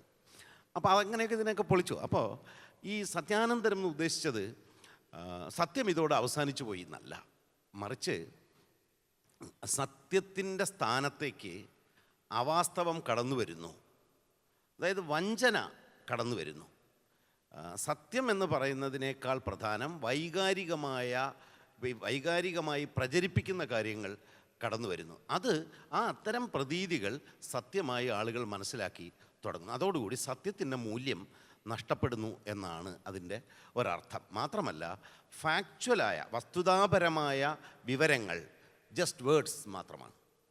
അതാര് പറയുന്നു? അപ്പോൾ ചില പാർട്ടി നേതാക്കളൊക്കെ നമ്മുടെ കേരളത്തിലെ തന്നെ മാധ്യമപ്രവർത്തകരോട് ഇങ്ങനെയല്ലേ എന്നൊരു ചോദ്യം ചോദിച്ചാൽ പറയും, നിങ്ങൾക്ക് എന്തറിയാം, നിങ്ങൾ പറയുന്നതാണോ സത്യം? അപ്പം നേരത്തെ ഇവിടെ പലരും പറഞ്ഞതുപോലെ സത്യം ഞങ്ങൾ പറയുമെന്ന് തന്നെയാണ് അവരും അവകാശപ്പെടുന്നത്. അപ്പോൾ സത്യാനന്തര കാലത്തിൻ്റെ ഒരു സ്വഭാവം സത്യത്തിന് പകരം വസ്തുതാപരമായ കാര്യങ്ങളെ വികാരങ്ങൾ കീഴ്പ്പെടുത്തുന്നു. വസ്തുതയെ വെറും വാക്കുകൾ മാത്രമായി ചുരുക്കുകയും അത് നിങ്ങളുടെ വ്യക്തിപരമായ അഭിപ്രായം മാത്രമാണെന്ന് ചുരുക്കിക്കളയുകയും ചെയ്യുന്നു. അതിന് പുറമേ ഈ രാഷ്ട്രീയത്തിൽ കാണുന്ന ഒരു കാര്യം, ഇത് സാഹിത്യത്തിൻ്റെ കാര്യമല്ല ഞാൻ പറയുന്നത്,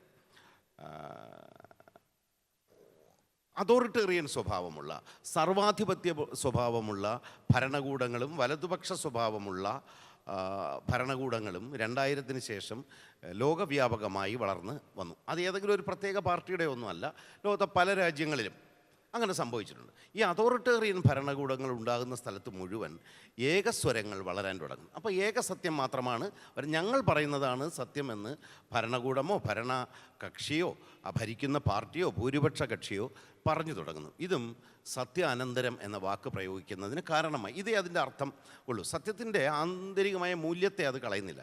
അപ്പോൾ സത്യാനന്തരം പോസ്റ്റ് ട്രൂത്ത് എന്ന വാക്കിനകത്ത് പാസ്റ്റ് ട്രൂത്ത് എന്നൊരർത്ഥം കൂടി നമുക്ക് കാണാൻ കഴിയും. സത്യം കടന്നുപോയി കഴിഞ്ഞിരിക്കുന്നു. ഇന്ന് മറ്റൊരു തരം സത്യം നിലനിൽക്കുന്നു. ഇങ്ങനെയുള്ളൊരു കാലമുണ്ടെന്ന് തന്നെ സങ്കല്പിക്കുക. ഇപ്പോൾ KC നാരായണൻ അതിനെ എതിർത്തു. അങ്ങനെ ഒരു കാലം സങ്കല്പിക്കുക സാധ്യമല്ല, കാരണം ആ മൂല്യം നിലനിൽക്കുന്നു. പക്ഷേ അതിനകത്ത് ഞാൻ മനസ്സിലാക്കുന്നത് സത്യാനന്തര കാലം ഇത് ഇങ്ങനെ ആളുകൾ പറയുന്നു, അസത്യം പറയുന്നു. ഇതിന് ഒരു കാരണം ട്രംപിനെ പോലുള്ള മറ്റ് ഭരണാധികാരികളുടെ പോലുള്ള, ഞാൻ ആരെയും പേര് പറഞ്ഞ ട്രംപ് എൻ്റെ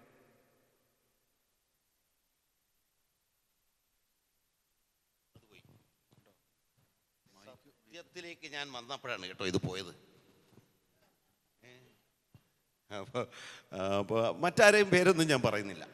ഞങ്ങൾ പറയുന്നതാണെന്ന് സത്യമെന്ന ആളുകളൊക്കെ ഈ പറഞ്ഞുകൊണ്ടിരിക്കുന്ന സമയത്ത് ഒരു കാര്യം വ്യക്തമാണ്, സത്യത്തിന് ഒരു മൂല്യമുണ്ട് എന്ന് നമ്മൾ അംഗീകരിക്കുന്നു. അപ്പം സത്യം എന്ന് പറഞ്ഞാൽ മൂല്യം നിലനിൽക്കുന്നുണ്ട്. ആ മൂല്യത്തിന് പകരം രാജേന്ദ്രൻ നേരത്തെ സൂചിപ്പിച്ചു, ഇതിനെ പണ്ട് പ്രൊപ്പഗാൻഡ എന്ന് പറഞ്ഞിരുന്നത് ഇത് തന്നെയാണ്. അല്ല, അതിന് ചെറിയ വ്യത്യാസമുണ്ട്. പ്രൊപ്പഗാൻഡ അല്ല, ഇത് സത്യാനന്തരം ചെയ്യുന്നത് ബദലായ സത്യങ്ങളെ മൂടി വെച്ച് കളയുന്നു എന്നുള്ളതാണ്. നമുക്ക് സാഹിത്യം ഉൾപ്പെടെയുള്ള കാര്യങ്ങൾ ചെയ്യുന്നത് അംഗീകൃതമായ സത്യത്തെക്കുറിച്ചുള്ള ഒരു വ്യവഹാരത്തിന് പകരം ബദലായ സത്യങ്ങൾ പറയുന്നു, മറ്റ് പെർസ്പെക്റ്റീവ് അവതരിപ്പിക്കുന്നു എന്നുള്ളതാണല്ലോ സാഹിത്യമൊക്കെ ചെയ്യുന്നത്. മറ്റു തല കാഴ്ച നിങ്ങൾ പറയുന്ന പലതരം സ്വത്വങ്ങൾ, ഇതും വേറെ തരം പെർസ്പെക്റ്റീവുകളാണ് കൊണ്ടുവരുന്നത്. അപ്പം ബദലായ അനേകം സത്യങ്ങൾ കൂടി കൊണ്ടുവരുന്നു അംഗീകൃതമായ സത്യവ്യവഹാരത്തിന് പകരം. പക്ഷേ സത്യാനന്തര കാലത്ത് അത്തരം ബദലായ വ്യവഹാരങ്ങളും അവസാനിച്ചു പോവുകയും അസത്യം മാത്രം പറയും. ഇത് ഓർവെലിൻ്റെ 1984 വായിച്ചിട്ടുള്ളവർക്കറിയാം.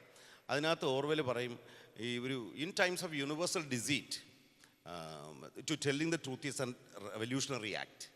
എല്ലായിടും വഞ്ചന മാത്രം, സാർവലൗകികമായ വഞ്ചന മാത്രം ഉള്ളപ്പോൾ സത്യം പറയലാണ് വിപ്ലവം എന്നൊരു വിപ്ലവ പ്രവർത്തനം എന്ന് പറയും. അപ്പോൾ ആ സമയത്താണ് സാഹിത്യത്തിൻ്റെ റോള് വരുന്നത്.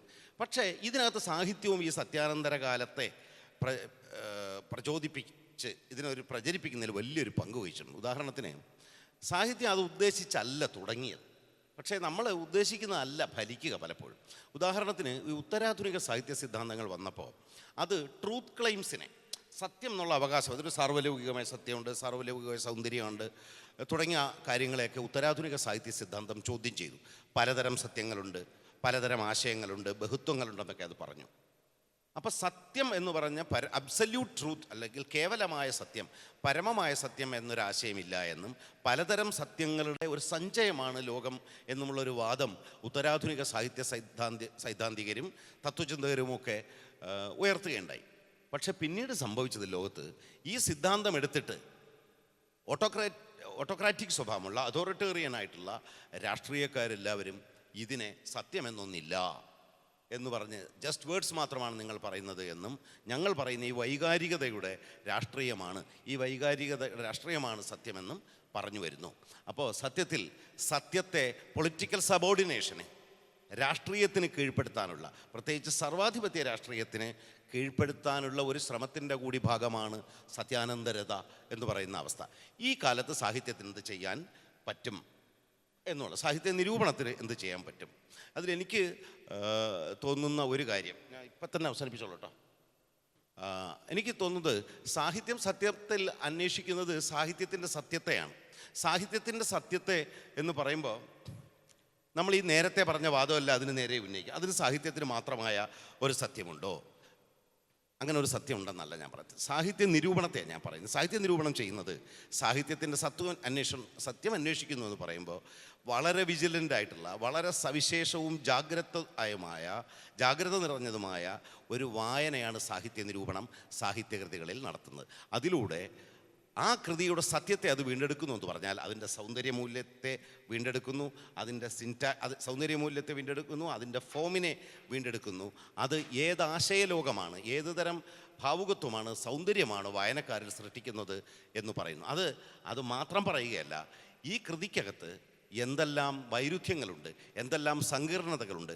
ചിലപ്പോൾ ഈ കൃതി എങ്ങനെ ആ കൃതി ബാഹ്യമായി ഉയർത്തിക്കാണിക്കുന്ന മുദ്രാവാക്യങ്ങൾക്ക് അല്ലെങ്കിൽ ആശയങ്ങൾക്ക് വിരുദ്ധമായി തീരുന്നത് എങ്ങനെ, ഇങ്ങനെ അത്യന്തം വ്യത്യസ്തങ്ങളായ ലോകങ്ങളിലേക്ക് നീങ്ങുന്നത് കൂടി സാഹിത്യ നിരൂപണം പുറത്തേക്ക് കൊണ്ടുവരികയും അങ്ങനെ അത് സത്യാന്വേഷണം നിർവഹിക്കുകയും ചെയ്യുന്നു. അപ്പോൾ എഴുത്തെന്ന് പറഞ്ഞ രൂപം തന്നെ നടത്തുന്ന ട്രൂത്ത് ക്ലെയിമുകളെ ചോദ്യം ചെയ്യുന്ന ഒരു സത്യപ്രവർത്തനമാണ് സാഹിത്യ നിരൂപണം. അതിനുപയോഗിക്കുന്ന അനേകം സാങ്കേതിക വിദ്യകൾ അതിനുണ്ട്.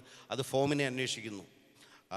കാരണം ഒരു പത്രവാർത്തയെ സാഹിത്യം അല്ലാതാക്കി തീർക്കുന്നതും ഒരു പത്രവാർത്തയിൽ നിന്ന് ഒരു കഥയെയോ അല്ലെങ്കിൽ പത്രവാർത്തയുടെ ഭാഷ തന്നെ ഉപയോഗിച്ചെഴുതുന്ന ഒരു നോവലിനെയോ സാഹിത്യമാക്കി തീർക്കുന്നത് എന്ന അന്വേഷണം, ഇതിൻ്റെ രൂപത്തെക്കുറിച്ചുള്ള അന്വേഷണം, ഭാഷയെക്കുറിച്ചുള്ള അന്വേഷണം, എന്തിന് വ്യാകരണത്തെക്കുറിച്ച്, പദവാക്യ ഛന്ദസ്സിനെക്കുറിച്ച് ഒക്കെയുള്ള അന്വേഷണങ്ങളിലൂടെ സാഹിത്യം സൗന്ദര്യത്തിൻ്റെ കൂടെ സത്യം അന്വേഷിക്കുകയും മൂല്യവിചാരം നടത്തുകയും ചെയ്യുന്നു. ഒരേ സമയം അത് സവിശേഷമായ വായനയാണ്, വിലയിരുത്തലാണ്, വ്യാഖ്യാനവും ആണ്. അങ്ങനെയാണ് സാഹിത്യം സത്യാനന്തര കാലത്ത് സാഹിത്യ നിരൂപണം പ്രവർത്തിച്ചുകൊണ്ടേ ഇരിക്കുന്നത്. അത് സാഹിത്യ നിരൂപണം സാഹിത്യകൃതിയിലെ അതോറിറ്റേറിയനായ അംശങ്ങളെ, രാഷ്ട്രീയത്തിലെ അതോറിറ്റേറിയനായ അംശങ്ങളെ എന്നതുപോലെ ചോദ്യം ചെയ്യുകയും പുതിയ അർത്ഥത്തിലേക്ക്, സത്യങ്ങളിലേക്ക് സ്വതന്ത്രരാകാൻ വായനക്കാരെ പ്രേരിപ്പിക്കുകയും നിർബന്ധിക്കുകയും ചെയ്യുന്നു എന്നാണ് സാഹിത്യ നിരൂപകൻ എന്നുള്ള നിലയിൽ എനിക്ക് പറയാനുള്ള ഏക കാര്യം.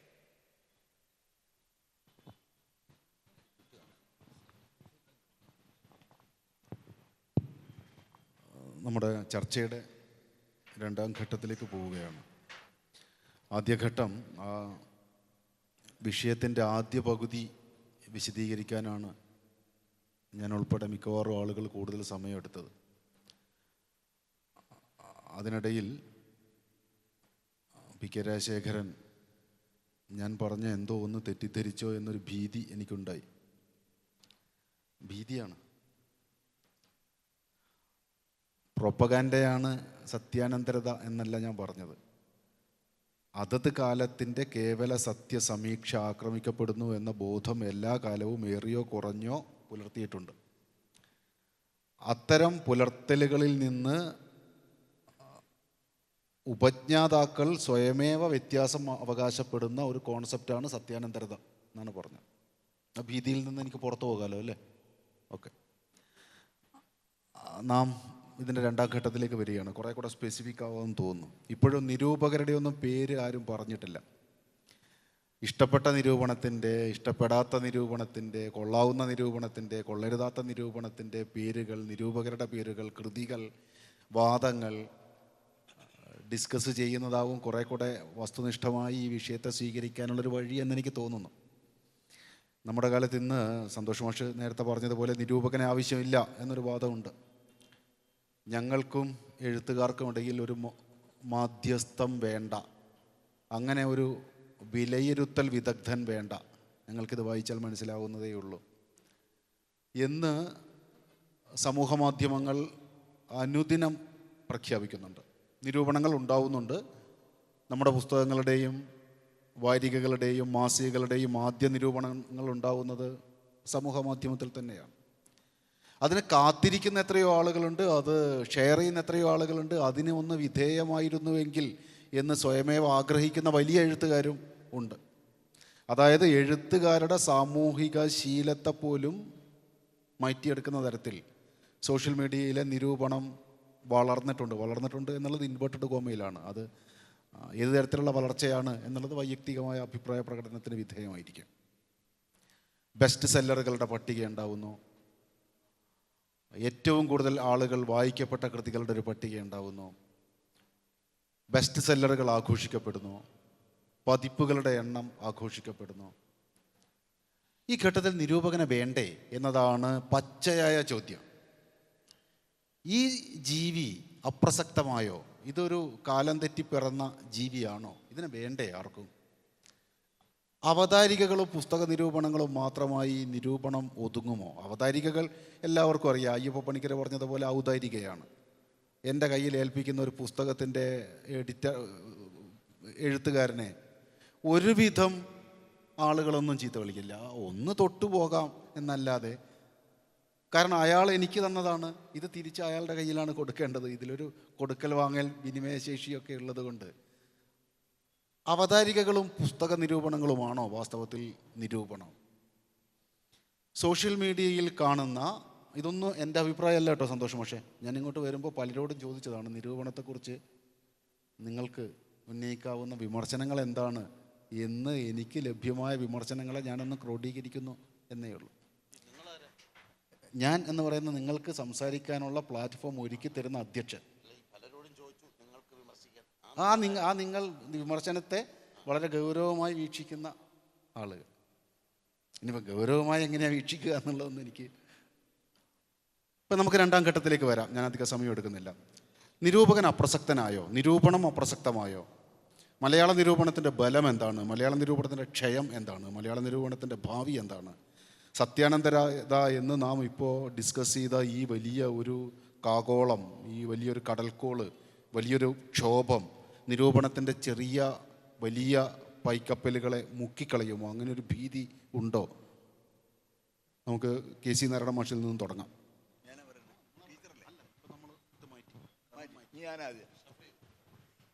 ഞാൻ മഹാഭാരതം എന്ന ഇതിഹാസത്തിൽ നിന്നുള്ള ഒരു ഉദാഹരണവും സന്ദർഭവും എടുത്തിട്ടാണ് സംസാരം തുടങ്ങിയത്. ഈ 80കളിലാണ് ഈ ഇതിഹാസങ്ങൾ ഉപയോഗിച്ചുകൊണ്ടുള്ള പൊളിറ്റിക്കൽ മാനിപ്പുലേഷനും മൊബിലൈസേഷനും തുടങ്ങിയത്.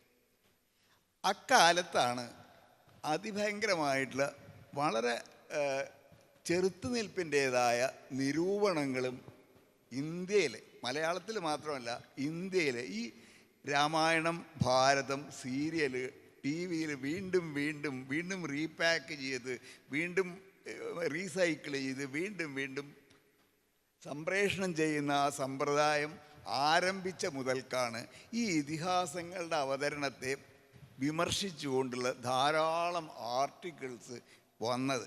അപ്പോൾ ആ നിരൂപണം എന്നുള്ളത് അത് ഒരു വായനക്കാരനും ഈ അതിൻ്റെ സ്രഷ്ടാവിനും നടുക്കുള്ള ഒരു മധ്യസ്ഥനൊന്നും ആയിരുന്നില്ല. അത് അതിനെ പറ്റിയിട്ടുള്ള ഒരു പൗരൻ്റെ ക്രിറ്റിസിസമായിരുന്നു.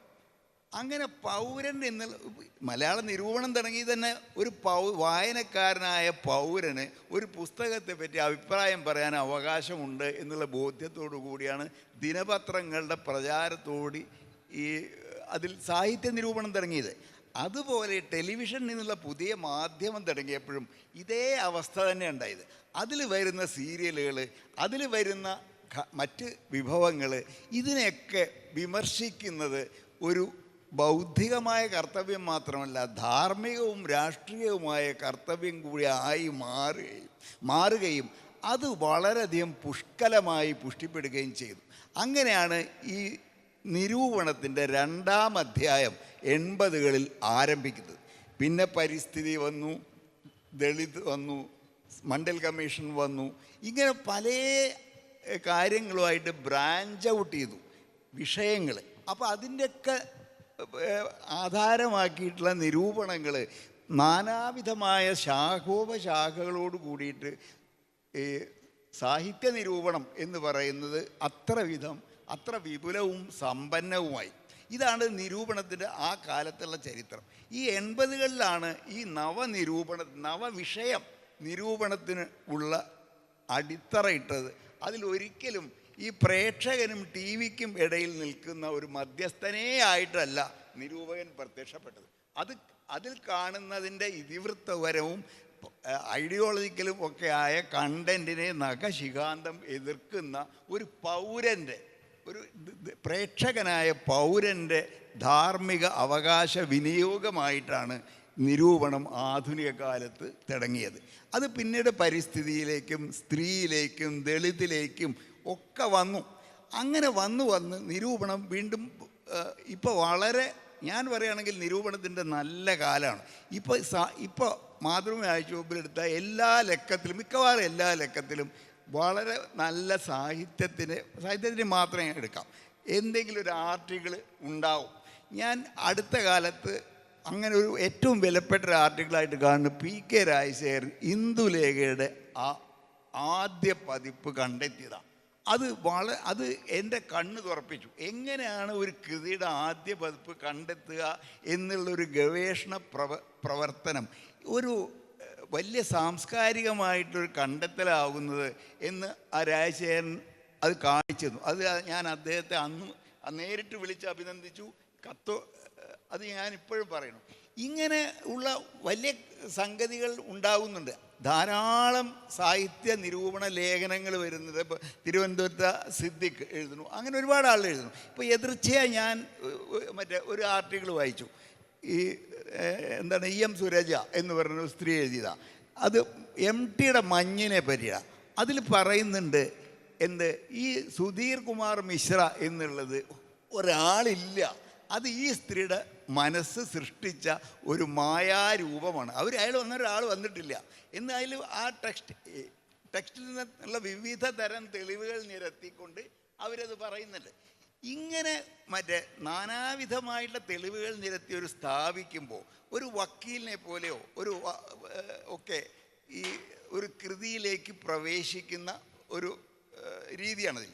അപ്പോൾ വക്കീലായിട്ടും ഒക്കെ, വക്കീൽ മധ്യസ്ഥനൊന്നല്ല, ഇങ്ങനെയുള്ള ഒരു നിരൂപണം ഇപ്പോൾ ധാരാളമായിട്ട് നടക്കുന്നുണ്ട്. ഇപ്പോൾ ഏറ്റവും പുതുതായിട്ട് രാജശ്രീയുടെ പുസ്തകങ്ങളുണ്ട്. അതിനെപ്പറ്റി ഒരു പുസ്തകം വന്നു കഴിഞ്ഞു. അതുപോലെ വിനോയ് തോമസിനെ ഒക്കെ അടിസ്ഥാനപ്പെടുത്തിയിട്ട് അയാളുടെ കൃതികളെ അടിസ്ഥാനപ്പെടുത്തി അടുത്ത പുസ്തകം വന്നു കഴിഞ്ഞു. ഇപ്പോൾ പുസ്തക നിരൂപണ പുസ്തകങ്ങൾ തന്നെ ധാരാളമായിട്ട് വന്നു കഴിഞ്ഞു. പുസ്തക നിരൂപണം എന്നുള്ളത് വളരെ ശക്തിയായിട്ടുള്ള ഒരു പ്രസ്ഥാനമായിട്ട് ഈ കാലത്ത് വളർന്നുണ്ട്. ഞാൻ കണ്ട നിരൂപണത്തിൽ അടുത്ത കാലത്ത് ഞാൻ വായിച്ചത് ഉണ്ണികൃഷ്ണൻ ബിയുടെ എഴുത്തിൻ്റെ കാമനയും കാമനയുടെ എഴുത്തും എന്നുള്ള അയാൾ 25 കൊല്ലമായിട്ട് എഴുതിയ ചെറുലേഖനങ്ങളുടെ ഒരു സമാഹാരം ഞാൻ വായിച്ചതിൽ വളരെ വളരെ ഗാഢവും സൂക്ഷ്മമായിട്ട് വായന എങ്ങനെയാണ് ഒരു എഴുത്തിൽ ലക്കാൻ്റെ മനഃശാസ്ത്രമാണ് അയാൾ അവലംബിക്കുന്നത്. അത് ഉപയോഗിച്ചുകൊണ്ട് കൃതിയെ എങ്ങനെ വായിക്കുന്നു, കൃതി അപ്പം എങ്ങനെ മാറിപ്പോകുന്നു എന്ന് അതിൽ ഞാൻ പഠിച്ചു. അത് ചലഞ്ചിങ് പുസ്തകമാണ്, അത് നമ്മളെ വെല്ലുവിളിക്കും. അങ്ങനൊരു ബുക്ക് എഴുതി ഞാൻ വായിച്ചുകൊണ്ടിരിക്കുകയാണ്. പലതും പണ്ട് വായിച്ചിട്ടുണ്ട്. ഈ രീതിയിൽ നമ്മുടെ ബുദ്ധിയെയും ആലോചനാശേഷിയും പ്രേക്ഷണത്തെയും പെർസെപ്ഷനെയും നമ്മുടെ സാഹിത്യ ബോധത്തെയും സാഹിത്യം എന്താണെന്നുള്ള നമ്മുടെ വിചാരത്തെയും ഒക്കെ അടിത്തറ ഇളക്കി വെല്ലുവിളിക്കുന്ന മട്ടിലുള്ള കൃതികൾ സാഹിത്യ നിരൂപണത്തിൽ പ്രത്യക്ഷപ്പെട്ടുകൊണ്ടിരിക്കുന്നുണ്ട്. അത് കാണുന്നു. അത് കണ്ടുകൊണ്ട് മാത്രമേ നമ്മൾ സാഹിത്യ നിരൂപണത്തിനെ പറ്റിയിട്ട് വിധി പറയാൻ. ഞാൻ ഈ സാഹിത്യ നിരൂപണത്തിൻ്റെ നല്ല കാലം എന്ന് ഇക്കാലത്തെ പറ്റി പറയും. അങ്ങനെയുള്ളൊരു നല്ല കാലം കൂടി ഇന്ന് നമുക്ക് സമ്മാനിച്ചിട്ടുണ്ട് എന്ന് ഞാൻ സന്തോഷപൂർവ്വം പറയുന്നു. ഉഷാകുമാരി ടീച്ചർ സംസാരിക്കും. ഞാൻ നേരത്തെ പറഞ്ഞ് നിർത്തിയെടുത്തുന്ന തുടങ്ങുകയാണ്. അതായത് പറഞ്ഞത് സമൂഹത്തിൻ്റെ പൊതുമണ്ഡലത്തിലെ ചില പ്രശ്നങ്ങളെക്കുറിച്ചും സത്യാനന്തരത ഉണ്ടാക്കിയൊരു എഫക്റ്റിനെ പറ്റിയുമൊക്കെയായിരുന്നു പറഞ്ഞത്. അപ്പോൾ എന്തായിരിക്കും സ്ത്രീകളുടെ ജീവിതത്തിൽ ഈ സത്യാനന്തര ലോകമുണ്ടാക്കിയിട്ടുള്ള ഒരു പ്രത്യാഘാതം? പ്രത്യേകിച്ച് ഈ പാനലിലെ ഒരേ ഒരു സ്ത്രീ എന്നുള്ള നിലയ്ക്ക് എനിക്ക് അത് പറയാൻ തോന്നുന്നു. അതിൽ ഇപ്പം നമ്മൾ വളരെ പ്രകടമായിട്ടുള്ള ചില രാഷ്ട്രീയ സംഭവങ്ങൾ നോക്കിയാൽ, ഇപ്പോൾ 90കൾ മുതൽ നമ്മൾ കേൾക്കുന്ന ഒരു സംഭവമാണ് ലവ് ജിഹാദിനെ പറ്റിയിട്ട്. അപ്പോൾ ഇത് സത്യമാണോ നുണയാണോ എന്നുള്ള അന്വേഷണം ഇപ്പോഴും നടക്കുന്നുണ്ട്. കേരള സർക്കാർ ഹാദിയയുടെ സംഭവം വന്നപ്പോൾ വൈക്കത്തെ ഒരു അഖില എന്നു പേരായ ഒരു മെഡിക്കൽ വിദ്യാർത്ഥിനി, അവൾ മതം മാറുകയും ഹാദിയ എന്ന പേര് സ്വീകരിച്ച് പ്രണയത്തിലായിരുന്ന ഷഹീൻ ജഹാനെ വിവാഹം കഴിച്ച് നടന്ന ആ സംഭവം, പിന്നീട് ആ പെൺകുട്ടിയെ വീട്ടുതടങ്കലിലാക്കുകയും തുടർന്നുള്ള സംഭവങ്ങളൊന്നും ഞാൻ പറയുന്നില്ല. അത് കേരളത്തിലെ പല സ്ത്രീവാദികളും അതുപോലെ പല ആളുകളും അതിന്മേൽ ഒരുപാട് ചർച്ച നടത്തുകയും അത് വലിയൊരു മൂവ്മെൻറ്റ് തന്നെയായിരുന്നു. അപ്പോൾ ഹാദിയയുടെ സംഭവം വന്നപ്പോൾ ഇത് വലിയ രീതിയിൽ അന്വേഷണങ്ങൾ നടന്നു. അത് സർക്കാർ തന്നെ അതിന് തെളിവില്ല എന്ന് പറഞ്ഞുകൊണ്ട് അത് ജിഹാദ്, ലവ് ജിഹാദ് അല്ല എന്ന് തെളിവോടുകൂടി പറയുകയും സുപ്രീം കോടതി അടക്കം അതിനെ എന്താ പറയുക തള്ളിക്കളയുകയൊക്കെ ചെയ്തിട്ടുണ്ട്. എന്നിട്ടും ആളുകൾ വിശ്വസിക്കുന്നത് ഈ ലവ് ജിഹാദ് ഉണ്ടെന്ന് തന്നെയാണ്. ഇപ്പം നമ്മൾ എന്നും കാണാം സോഷ്യൽ മീഡിയയിൽ, ഫേസ്ബുക്കിലാവട്ടെ മറ്റു പലയിടങ്ങളിലും ഒക്കെ തന്നെയും യാതൊരു തരത്തിലുള്ള ഒരു വിശ്വാസ്യതയും ഇല്ലാത്ത വിധത്തിൽ ഈ വാക്കുകൾ ഇങ്ങനെ വിതറുന്നത് കാണാം. അപ്പോൾ ഏതെങ്കിലും ഒരു സ്ത്രീക്ക് അല്ലെങ്കിൽ പെൺകുട്ടി ഒരു മുസ്ലിം ചെറുപ്പക്കാരനുമായിട്ട് ചെറിയൊരു സംഭവം നമ്മുടെ എല്ലാ ഓർമ്മയിലുണ്ട്. മെഡിക്കൽ വിദ്യാർത്ഥിനികൾ 2 പേര്, ഒരു ആൺകുട്ടി ഒരു പെൺകുട്ടിയും നൃത്തം ചെയ്ത സമയത്ത് പയ്യൻ മുസ്ലിം ആയിരുന്നു, പെൺകുട്ടി ഏതോ ഒരു ഉയർന്ന ജാതി വിഭാഗത്തിലെ ഹിന്ദു പെൺകുട്ടിയായിരുന്നു. അവർ 2 പേരും കൂടെയുള്ള ആ നൃത്തം എല്ലാവരും വളരെയധികം ആസ്വദിച്ചു. എൻ്റെ പാട്ട് പാടാൻ അറിയുമായിരുന്നു, പാടുമായിരുന്നു. പക്ഷേ എന്നിട്ട് അതിനെക്കുറിച്ച് പറഞ്ഞതും ഈ ലവ് ജിഹാദ് എന്ന് പറയുന്നൊരു സംഗതിയാണ്. അപ്പോൾ ഇതിങ്ങനെ തുടരുകയാണ്. 90കളിലെ ഈ മണ്ഡൽ കമ്മീഷൻ റിപ്പോർട്ടിന് ശേഷമുള്ള രാഷ്ട്രീയ കാലാവസ്ഥ പതുക്കെ പതുക്കെ സ്ത്രീകളെ ഹിന്ദുത്വയിലേക്ക് അടുപ്പിക്കാൻ വേണ്ടി ഒരു ഘട്ടം കഴിയുമ്പോൾ ദേവികയൊക്കെ അതിനെപ്പറ്റി വിശദമായിട്ട് എഴുതുന്നു തന്നെയുണ്ട്. അതായത് ആ ലവ് ജിഹാദിൽ നിന്ന് തുടങ്ങി പിന്നെ മുസ്ലിം പുരുഷൻ എന്ന് പറഞ്ഞ മുസ്ലിം ആക്രമണകാരികളായിട്ടുള്ള മുഗൾസ് അടക്കമുള്ള ഒരുപാട് ആളുകൾ അതൊരു മിത്ത് പോലെയായിട്ട് ഇങ്ങനെ തുടരുകയാണ് പലയിടത്തു നിന്ന്. അവരുടെ പ്രധാനപ്പെട്ട കൊള്ള മുതൽ തന്നെ ഒരു ഹിന്ദു രജപുത്ര സ്ത്രീയാണ്. അപ്പോൾ ഹിന്ദു സ്ത്രീകളെ കട്ടുകൊണ്ട് പോവുക, അവരെ ഇങ്ങനെ ലൈംഗിക അടിമകളായി വെച്ചുകൊണ്ടിരിക്കുക, അവരെ IS കടത്തുന്നു, അങ്ങനെയാണ് ഇങ്ങനെയാണെന്നൊക്കെ പറഞ്ഞുകൊണ്ടുള്ള തെറ്റായ പല വ്യാഖ്യാനങ്ങളും ഒരു പക്ഷേ പുസ്തകങ്ങളിൽ പോലും ഇപ്പോൾ ഉണ്ടായിട്ടുള്ള, എനിക്ക് തോന്നുന്നു നമ്മൾ വേറെ തന്നെ ചർച്ച ചെയ്യേണ്ട ഒരു വിഷയമാണ്. ടെക്സ്റ്റ് ബുക്കുകളിലടക്കം ചരിത്ര പുസ്തകങ്ങളിലൊക്കെ ഈ നുണകൾ എഴുതി പിടിപ്പിച്ച് ഇത് വലിയൊരു വ്യവഹാരമാക്കി മാറ്റിയിരിക്കുകയാണ്. അങ്ങനെ മുസ്ലിം പുരുഷനെ കുറിച്ചുള്ളൊരു ഭീതി ജനിപ്പിച്ച് പിന്നെ അവരിൽ നിന്ന് രക്ഷപ്പെടാൻ വേണ്ടി മിലിറ്റൻ്റ് ആയിട്ടുള്ളൊരു സംഘടനയിൽ ഹിന്ദു സ്ത്രീകളെ ചേർക്കുകയാണ്. ദുർഗാവാഹിനി ഇപ്പോൾ വളരെയധികം ഇടക്കാലത്ത് ചർച്ച വന്നിരുന്നു. അതിൽ ചേർത്ത് അങ്ങനത്തെ ഒരു പ്രത്യേക രീതിയിലുള്ള എന്തോ ഹിന്ദു സ്ത്രീയെ വളരെ അമൂല്യമായി സംരക്ഷിക്കേണ്ടതാണെന്നും മുസ്ലിം പുരുഷനെ അങ്ങേയറ്റം വെറുക്കേണ്ടതാണെന്നുള്ള രീതിയിലുള്ള നുണപ്രചരണങ്ങൾ ഒളിഞ്ഞും തെളിഞ്ഞും എല്ലാവർക്കിടയിലും നമ്മുടെ ഈ കൊച്ചു കേരളത്തിലും എല്ലാ ചെറിയ ചെറിയ ഇടങ്ങളിലും അത്തരം സംഗതികൾ ധാരാളമായിട്ട് ഉണ്ടായിട്ടുണ്ട്. ഇന്ന് രാവിലെ ഒരു മെസ്സേജ് എനിക്ക് വന്നു. ആ മെസ്സേജിൽ ഒരു കവിതയാണ്. ഒരു രാജഗോപാൽ എന്ന് പറഞ്ഞിട്ടുള്ള ഒരാൾ എഴുതിയ കവിതയാണ്. പ്രശസ്തനായ കവിത എഴുതുന്ന രാജഗോപാൽ അല്ല, മറ്റൊരു മുഖമാണ് ഞാൻ അതിൽ കണ്ടത്. ആ കവിതയിൽ ഭയങ്കര കുഴപ്പം പിടിച്ചിട്ടുള്ളൊരു കവിത. വെറും ഒരു കവിത എന്നുള്ളത് എനിക്ക് വായിച്ച് നോക്കുമ്പോഴതിൽ ഒരുപാട് പ്രശ്നങ്ങളുണ്ട്. ഞാൻ അതിൻ്റെ വരികളിലേക്കൊന്നും പോകുന്നില്ല.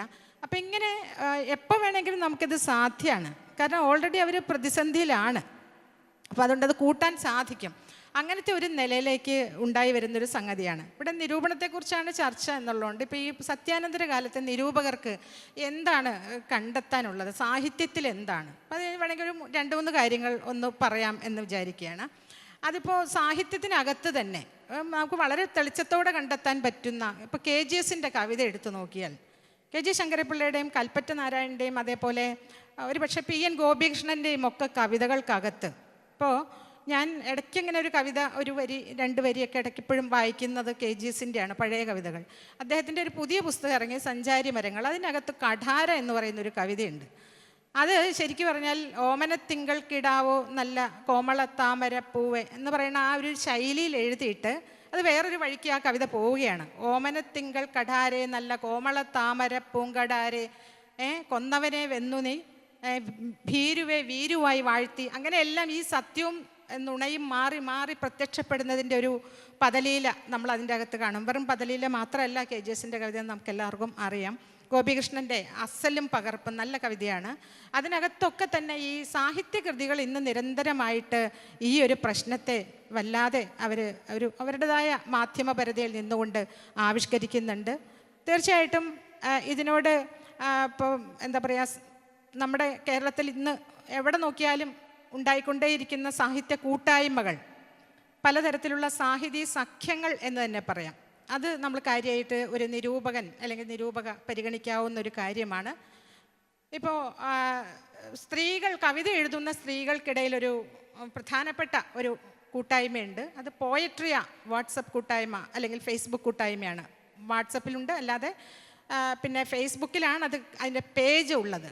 അവർ ഒരുപാട് പരിപാടി അക്കാഡമിയിലടക്കം ഒരു 4-5 കൊല്ലമായി 2019 മുതൽ കേരളത്തിൽ ഒരു ബദൽ സാമൂഹ്യ വീക്ഷണത്തോടുകൂടി നിൽക്കണം, പ്രതിരോധത്തിൻ്റെ ഇടമായി കവിതകളെ, പ്രത്യേകിച്ച് സ്ത്രീ കവിതയെ വളർത്തിക്കൊണ്ടുവരുവാനുള്ളൊരു ശ്രമം എന്നുള്ള നിലയ്ക്കാണ് ഈ പോയട്രിയ തുടങ്ങുന്നത്. അപ്പോൾ അതിന് കൃത്യമായൊരു രാഷ്ട്രീയ വീക്ഷണമുണ്ട്. ചില പ്രത്യേകതരം താല്പര്യങ്ങളെ മാത്രമാണ് ഊന്നുന്നത് എന്ന് വെളിച്ചത്ത് പറഞ്ഞുകൊണ്ട് തുടങ്ങുന്ന, അത് പലതിനെയും ഇങ്ങനെ നെഗേറ്റ് ചെയ്യുന്നും ഉണ്ട്. പല തരത്തിലുള്ള പുരുഷാധിപത്യപരമായ സാഹിത്യത്തിലെ സൂചനകളെയൊക്കെ വെല്ലുവിളിച്ചുകൊണ്ടാണ് പോയട്രിയ തുടങ്ങുന്നത്. മറ്റൊരു ഗ്രൂപ്പാണ് ശരിക്കും പറഞ്ഞാൽ ഇപ്പോൾ കവി S. ജോസഫിൻ്റെ നേതൃത്വത്തിലുള്ള എല്ലാവർക്കും അറിയുന്നതാണ് എമർജിങ് പോയട്രി. അദ്ദേഹം അതിൻ്റെ ചില കാഴ്ചപ്പാടുകൾ വയ്ക്കുന്നുണ്ട്. എന്തിനാണ് നമ്മൾ സ്ത്രീ കവി എന്ന് പറയുന്നത്, ദളിത് കവി എന്ന് പറയുന്നത്, കവി എന്ന് പറഞ്ഞാൽ പോരെ എന്നുള്ള ചോദ്യത്തിനപ്പുറം ആ ഒരു സവിശേഷ ഇടങ്ങളെ സാമാന്യമായിട്ട് ഉയർത്തിക്കൊണ്ടുവരിക, കവിതയുടെ വളരെ കൂടുതൽ വിശാലവും അതുപോലെ തന്നെ കൂടുതൽ ആധികാരികവുമായിട്ടുള്ള ഇടമായിട്ട് മാറുക എന്നുള്ള നിലയ്ക്കാണ് അദ്ദേഹം എമർജിങ് പോയട്രിയെ കാണുന്നത്. ചുരുക്കം അങ്ങനെ പിന്നെ പോയട്രി മാഫിയ വിഷ്ണുപ്രസാദിൻ്റെ ഒക്കെ മുൻകൈയിലുള്ളതാണ്. പോയസ് സ്ട്രീറ്റ് വേറൊന്നാണ്. പിന്നെയുണ്ട് കുറേ ഗ്രൂപ്പുകൾ ഞാനിങ്ങനെ ശ്രദ്ധിച്ചിരുന്നു. ഇതിലെല്ലാം അവർ ഓരോ ലക്ഷ്യങ്ങൾ പറയുന്നുണ്ട്. ആ ലക്ഷ്യത്തിലൂടെയാണോ പോകുന്നത്, അല്ലെങ്കിൽ അത് സാക്ഷാത്കരിക്കപ്പെട്ടോ, അത് ശരിയായ ലക്ഷ്യമാണോ എന്നുള്ള ചിന്തയൊക്കെ വേറെ കാര്യം. ഇങ്ങനെ പോകുന്ന പലതരത്തിലുള്ള സംഗതികളും നമുക്ക് കാണാം. ഇനി സത്യാനന്തര കാലത്ത് ഇവിടെ KC നാരായണനും മറ്റു പലരും ഒക്കെ സൂചിപ്പിച്ചതുപോലെ നമുക്ക് എടുത്തു വയ്ക്കാൻ പറ്റിയ, വളരെയധികം ചർച്ച ചെയ്യാൻ പറ്റിയ ഒരു സംഭവമാണ് ബിരിയാണിക്കെതിരെ വന്നിട്ടുള്ള, അല്ലെങ്കിൽ ബിരിയാണി എന്ന് പറയുന്ന സന്തോഷ് ഏച്ചിക്കാനത്തിൻ്റെ കഥയ്ക്ക് ഉണ്ടായിട്ടുള്ള വിമർശനങ്ങൾ. അദ്ദേഹം പറഞ്ഞു, ഒരു പൗരനെ കുറിച്ചൊക്കെ പറയുണ്ടായി. ധാരാളം ആളുകളാണ്, കഥ ഞാനിവിടെ പറയുന്നില്ല, എല്ലാവർക്കും അറിയുന്നതാണ്. ബിരിയാണി എന്ന് പറയുന്ന കഥയ്ക്കകത്തെ കലന്തൻ ഹാജി എന്ന് പറയുന്ന ഒരു പ്രായം ചെന്ന ധനികനായ നാട്ടിലെ വലിയ ഒരു പ്രമാണിയായിട്ടുള്ള ഒരാളുടെ മകൻ്റെ കല്യാണമാണ്. ആ സമയത്ത് അവിടെ ഒരു സദ്യ ഒരുക്കുകയാണ്. അവർ നാട്ടിലല്ല, മറിച്ച് ഗൾഫിൽ ധാരാളം പണം വാരുന്ന ഒരു നാട്ടിലാണ്. ആ സൂചനകളോടുകൂടിയാണ് കഥ തുടങ്ങുന്നത് തന്നെ. അപ്പോൾ അവിടെ ഒരു ഗതിയും പരഗതിയും ഇല്ലാതെ നിൽക്കുന്ന ഒരു ബംഗാളി വരുന്നു. നമ്മുടെ നാട്ടിൽ ബംഗാളികൾ വരുന്നവർ ഏറെയും മുസ്ലിങ്ങളാണെന്നാണ് എൻ്റെ ഒരു തോന്നൽ. ഞാൻ അങ്ങനെയാണ് അധികം പേരെയും കണ്ടിട്ടുള്ളത്. ഇതിൽ വരുന്ന ആളൊരു ഒരു തരം വേറൊരു പേരാണ്, എന്താണ്, ഗോപാൽ യാദവ് അല്ലേ, ഗോപാൽ യാദവാണ് വന്ന് നിൽക്കുന്നത്. അയാൾക്ക് ഒരു രക്ഷയില്ല, ഒരു അവസ്ഥയും ഇല്ലാത്തൊരു മനുഷ്യനാണ്, വളരെ ദയനീയം. അദ്ദേഹത്തെ ഒരു കുഴി എടുക്കാൻ വേണ്ടി കൊണ്ടുപോവുകയാണ്. കഥ ഞാൻ പറഞ്ഞു പോവും, സമയം പോവും, അതുകൊണ്ട് പിന്നീട് വായിച്ചാൽ മതി. അപ്പോൾ എന്തായാലും ഈ കഥയ്ക്കകത്തെ ജാതി സൂചന, മതസൂചന, അതുപോലെ തന്നെ അതിനകത്ത് കൃത്യമായിട്ടുള്ള മുസ്ലിം വിരുദ്ധത ഉണ്ടെന്ന് ആരോപിച്ചുകൊണ്ട് നിരവധി പേർ ആ കഥയ്ക്കെതിരെ പ്രതികരിച്ചു. ഈ പ്രതികരിച്ചവരാരും പ്രഖ്യാപിത നിരൂപകരോ ഇങ്ങനെ കസേരയിട്ടിരിക്കുന്നവരോ ഒന്നുമല്ല. ഈവൻ ആ കാസർഗോഡ് പ്രദേശത്തെ ഓട്ടോക്കാർ, അല്ലെങ്കിൽ സാധാരണ വായനക്കാർ, നാട്ടിലുള്ള മനുഷ്യർ പലരും മുസ്ലിം വിഭാഗത്തിൽ നിന്നായിരുന്നു. പ്രതിഷേധം ഉണ്ടായിരുന്നവരധികവും മുസ്ലിം വിഭാഗത്തിൽ തന്നെയായിരുന്നു. അരിക്കച്ചവടക്കാർ വരെ അതിനകത്ത് പ്രതിഷേധിക്കാനുണ്ടായിരുന്നു. അങ്ങനെ ഒരു ബഹുജന പ്രതിരോധത്തിൽ ആയി ഈ സംഭവം. അതിനോടിടയ്ക്ക് ഈ സന്തോഷ് ഏച്ചിക്കാനെ അതിനോട് പ്രതികരിച്ചുകൊണ്ട് പല കുറിപ്പുകളും പലയിടത്ത് അദ്ദേഹം അതിനെപ്പറ്റി എഴുതുകയും പറയുകയും ഒക്കെ ചെയ്തുകൊണ്ടിരുന്നു. അദ്ദേഹം ഒരിടത്ത് പറഞ്ഞത് നായകൾ അങ്ങനെ കുരയ്ക്കട്ടെ എന്ന് തന്നെയാണ്, നായ അങ്ങനെ കുരയ്ക്കും എന്നുള്ള മട്ടിൽ തന്നെയാണ് പ്രതികരിച്ചത്. മാത്രമല്ല അദ്ദേഹം ഒരു വാക്കും കൂടെ കൂട്ടിച്ചേർത്തു, ഇത് വിമർശനമല്ല മറിച്ച് ഭീകരവാദ പ്രവർത്തനമാണെന്ന് പറയാൻ പോലും ധൈര്യപ്പെട്ടു. അപ്പോൾ ഈ പൗരൻ, നേരത്തെ പറഞ്ഞ പൗരൻ എന്ന് പറഞ്ഞ ആൾക്ക് ഉണ്ടായിരുന്ന ഒരു നിർവഹണ കർത്തൃത്വം ഉണ്ടായത് സത്യത്തിൽ സോഷ്യൽ മീഡിയയിൽ തന്നെയാണ്. ആ സോഷ്യൽ മീഡിയയിലല്ലാതെ ഇപ്പം മാതൃഭൂമി ആഴ്ചപ്പതിപ്പിന് ഇതെടുത്തു അയച്ചു കൊടുത്തു കഴിഞ്ഞാൽ അത് വന്നത് മാതൃഭൂമിയിലാണല്ലോ അല്ലേ, ആണെന്നാണ് എൻ്റെ ഓർമ്മ. അപ്പോൾ അത് വരും എന്ന് എനിക്ക് തോന്നുന്നില്ല. ഒരു കത്തായിട്ട് പോലും ഒരുപക്ഷെ പ്രസിദ്ധീകരിച്ചൊന്നും വരില്ല. അപ്പം അങ്ങനത്തെ ഒരു അവസ്ഥയുണ്ട് പലപ്പോഴും. ഇങ്ങനെ അത് അല്ലേ, ആ സമയം ചുരുക്കാം. അതെ, അങ്ങനെ പോകുന്നു. പുതിയ കാലത്തേക്ക് വന്നു കഴിഞ്ഞാൽ ഇപ്പോൾ അഖിൽ പി ധർമ്മജൻ്റെ ഏറ്റവും പുതിയതായിട്ടുള്ള ഒരാൾ എഴുത്തിലേക്ക് വരുന്നു. എത്ര പെട്ടെന്നാണ് അയാളുടെ പുസ്തകങ്ങൾ വിറ്റുപോകുന്നത്, എത്രമാത്രം പതിപ്പുകളാണ്. വളരെ ഒരു മുൻ പരിചയവുമില്ല, പക്ഷേ നിരവധി പതിപ്പുകൾ വിറ്റുപോകുന്നു. ബുക്ക് സൈനിങ് സെഷനുകൾ, ബുക്ക് ടോക്കുകൾ എന്ന് വേണ്ട നിരവധി ഭയങ്കര ജഗപ്പൊക്കെയാണ്. ഇങ്ങനെ വരുന്ന ഈ മനുഷ്യർ ആരാണ്? ഇതൊക്കെ വായിക്കുന്ന ആരാ? ഇപ്പോൾ ഒരുപാട് കുട്ടികൾ എന്നോട് കലഹിച്ചിട്ടുണ്ട്, അഖിൽ പി ധർമ്മജൻ്റെ പുസ്തകം വായിക്കാൻ ഇനി മിണ്ടണ്ട എന്നൊക്കെ പറയാറുണ്ട്. അത് വായിക്കണം. ഇന്നലെ ഒരു കുട്ടി നമ്പർ ചോദിച്ചു, ഞാൻ എവിടുന്നോ നമ്പറൊക്കെ തപ്പിക്കൊടുത്തു. അപ്പോൾ ഇതിങ്ങനെ വായിക്കാൻ വേണ്ടി ഞാൻ ശ്രമിച്ചിരുന്നു, ഞാൻ കുറച്ച് വായിക്കുകയും ചെയ്തിരുന്നു. പല തിരക്കുകൾക്കിടയിൽ മുന്നോട്ട് പോയില്ല. ഞാൻ തള്ളി പറയുന്നൊന്നുമില്ല, പക്ഷെ അതിനൊരു വായനക്കൂട്ടമുണ്ട് എന്ന് പറയുന്നത്. അപ്പം ഇങ്ങനെ പല വായനക്കാർ, പലതരം നിരൂപണത്തിലുള്ള ഇത്തരം കലങ്ങി മറിയലുകളൊക്കെ ചേർന്നതാണ് പുതിയ കാലം എന്ന് പറയുന്നത്. ഇങ്ങനെയുള്ള ഒരു ലോകം എന്ന് പറയുന്ന ഒട്ടും ഒരു നമ്മളെ സോക്കോൾഡ് ആധികാരിക ലോകമല്ല എന്നുള്ള ഒരു അവസ്ഥയിലാണ് നിരൂപണം മരിച്ചു എന്നുള്ള നിലവിളികളൊക്കെ പലപ്പോഴും നമ്മൾ കേൾക്കേണ്ടി വരുന്നത്. അപ്പോൾ ഓരോ ആളുകളും അവരവർക്ക് തോന്നുന്ന സോഷ്യൽ മീഡിയ ആ അർത്ഥത്തിൽ ഞാൻ വളരെ ഗുണകരമായിട്ട് തന്നെയാണ് കാണുന്നത്. ഇതൊക്കെയാണ് എനിക്ക് പറയാനുള്ളത്. Shri P K Rajasekharan.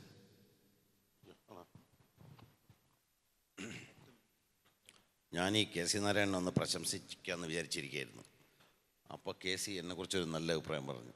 അപ്പോൾ ഇനി ഞാൻ പറഞ്ഞ ഒരു പരസ്പര സഹകരണ കമ്പനിയാണെന്ന് ദയവായി തെറ്റിദ്ധരിക്കരുത്, എന്നാലേ ഞാൻ ഇത് പറയൂ. അതായത് കെ സി പറഞ്ഞ വളരെ സുപ്രധാനമായ ഒരു പോയിൻ്റാണ്. അതായത് നമ്മുടെ സാഹിത്യ നിരൂപണം ഉണ്ടായത് കുറഞ്ഞത് മലയാളത്തിലെങ്കിലും സാഹിത്യകൃതിയെക്കുറിച്ച് അഭിപ്രായം പറയുന്ന ഒരു പൗരന് അവകാശമുണ്ട്. ഞാൻ അതിനകത്ത് ഒരു വാക്കുകൂടെ കൂട്ടിച്ചേർക്കുന്നു, വിശേഷമായി വായിക്കുന്ന പൗരന്. എല്ലാ വായനയും പോലെ അല്ലല്ലോ നിരൂപണത്തിൻ്റെ വായന. ഈ പൗരബോധം ഉണ്ടാകുന്നത് സാഹിത്യകൃതി പൊതുസ്വത്താണ് എന്ന ബോധം ഉണ്ടാകുമ്പോഴാണ്. കാരണം നമ്മളത് എഴുതി ആളുകൾക്കൊരു മാസികയിൽ പ്രസിദ്ധീകരിച്ച് അല്ലെങ്കിൽ പുസ്തകമായിട്ട് പ്രസിദ്ധീകരിച്ച് വിലയ്ക്ക് വിറ്റ് വായിക്കാൻ ഒരു ഉൽപ്പന്നം നിലയിൽ നൽകുന്നതോടുകൂടി അതിനെ പൊതുസമൂഹത്തിൻ്റെ ഭാഗമാക്കുന്നു. അങ്ങനെ എഴുതിയ ഒരു കൃതിയെ, അതിലെ ന്യൂനതകളെ, അതിലെ ഇടർച്ചകളെ, അതിലെ വൈരുദ്ധ്യങ്ങളെ ഉൾപ്പെടെ ഒരു നിരൂപകൻ ചൂണ്ടിക്കാട്ടും. വെറുതെ ഇങ്ങനെ ചൂണ്ടിക്കാട്ടുകയല്ല ചെയ്യുന്നത്, ഏതെങ്കിലും വ്യക്തിവിദ്വേഷം കൊണ്ടൊന്നുമല്ല. സാഹിത്യ നിരൂപണം ഉപയോഗിക്കുന്ന സവിശേഷമായ വായനാ രീതികൾ, അത് സന്തോഷ് പറഞ്ഞതുപോലെ സൈദ്ധാന്തിക പരികല്പനകൾ ഉപയോഗിച്ചാകാം, മറ്റ് ജ്ഞാനപദ്ധതികൾ ഉപയോഗിച്ചാകാം. അങ്ങനെ സവിശേഷമായി വായിക്കുമ്പോൾ ഇയാൾക്കിതെന്ത് പറയാൻ അവകാശം, ഞാൻ എഴുതിയതിനെക്കുറിച്ച് പറയാൻ ഉഷാകുമാരിക്ക് എന്ത് അവകാശം, ഓക്കെ സന്തോഷിന് എന്ത് അവകാശം എന്ന് ചോദിക്കുമ്പോൾ സാഹിത്യത്തിലെ ജനാധിപത്യ ബോധമാണ് നഷ്ടപ്പെടുന്നത്. സമകാലിക ലോകത്ത് അങ്ങനെ ആളുകൾ ചോദിക്കുന്നുണ്ട്, പണ്ടും ഈ ചോദ്യം ചോദിച്ചിട്ടുണ്ട്. ഇതുകൊണ്ടൊന്നും സാഹിത്യ നിരൂപണം വീണുപോയിട്ടില്ല. കുട്ടീഷ്ണമാരാർ പണ്ടേ പറഞ്ഞിട്ടുണ്ട്, സാഹിത്യ സല്ലാപത്തിലാണെന്ന് എൻ്റെ ഓർമ്മ,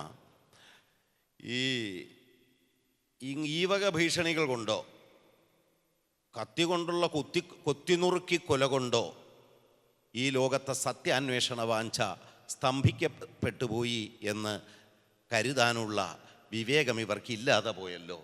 ഇതൊന്നും കൊണ്ട് സാഹിത്യ നിരൂപണം അവസാനിച്ചു പോവുകയോ സത്യാന്വേഷണത്വര അവസാനിക്കുകയോ ചെയ്യുന്നില്ല. ഈ ജനാധിപത്യ ബോധം എഴുത്തുകാർക്ക് കൂടി ഉണ്ടാവേണ്ടതാണ്. ഇനി ബുക്ക് റിവ്യൂവിനെ കുറിച്ച് പറഞ്ഞാൽ, ബുക്ക് റിവ്യൂ എന്ന് പറയുന്നത് സാഹിത്യ നിരൂപണം രണ്ടാണ്.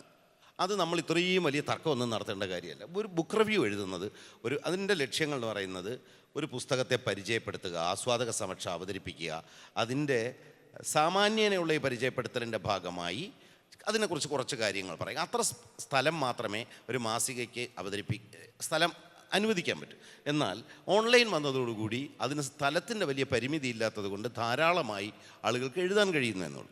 അത് ഒരു ലേമാന് വേണ്ടി എഴുതുന്നതാണ് എല്ലായ്പ്പോഴും പുസ്തക നിരൂപണം എന്ന് പറയുന്നത്.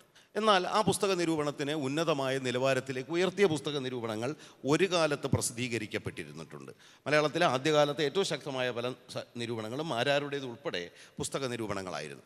ആധുനികതയുടെ കാലത്ത് അതിശക്തമായ പുസ്തക നിരൂപണങ്ങൾ KPFN ഉൾപ്പെടെയുള്ളവർ എഴുതിയിട്ടുണ്ട്. അത് നാരായണൻ എഴുതിയത് കാലത്ത് തന്നെയായിരിക്കും മാതൃഭൂമി ബുക്ക് റിവ്യൂസ് വന്നത്. പിന്നീട് അതിൻ്റെ കാലം മാറി. ഇടയ്ക്കൊരു കാലം ഒരു നിരൂപകൻ തന്നെ 10-20 പുസ്തകം ഇറക്കുന്ന കാലം. ഇപ്പം പത്രാധിപന്മാർ നേരിടുന്ന പ്രശ്നം ഒരുപാട് പുസ്തകങ്ങൾ വരുന്നു. അപ്പോൾ ചിലരെ മാത്രം റിവ്യൂ ചെയ്യുമ്പോൾ ഒരു പരിഭവവും പരാതി ഉണ്ടാവില്ല. അപ്പോൾ പരിചയപ്പെടുത്തുന്നു, ഒരു ചെറിയ പടവ് കൊടുത്ത് അതിൻ്റെ അവരുടെ പത്രാധിപന്മാരുടെ പരിമിതി നമ്മൾ അനുവദിക്കണം. അപ്പോൾ ബുക്ക് റിവ്യൂവിനെ മാറ്റി നിർത്തും. സാഹിത്യ നിരൂപണത്തിൻ്റെ വായന അങ്ങനെയല്ല, അത് വിശേഷമായ ഒരു വായനയാണ്. അത് ഞാൻ നേരത്തെ പറഞ്ഞു, അത്തരം രീതിയിലാണ് വായിക്കുന്നത്.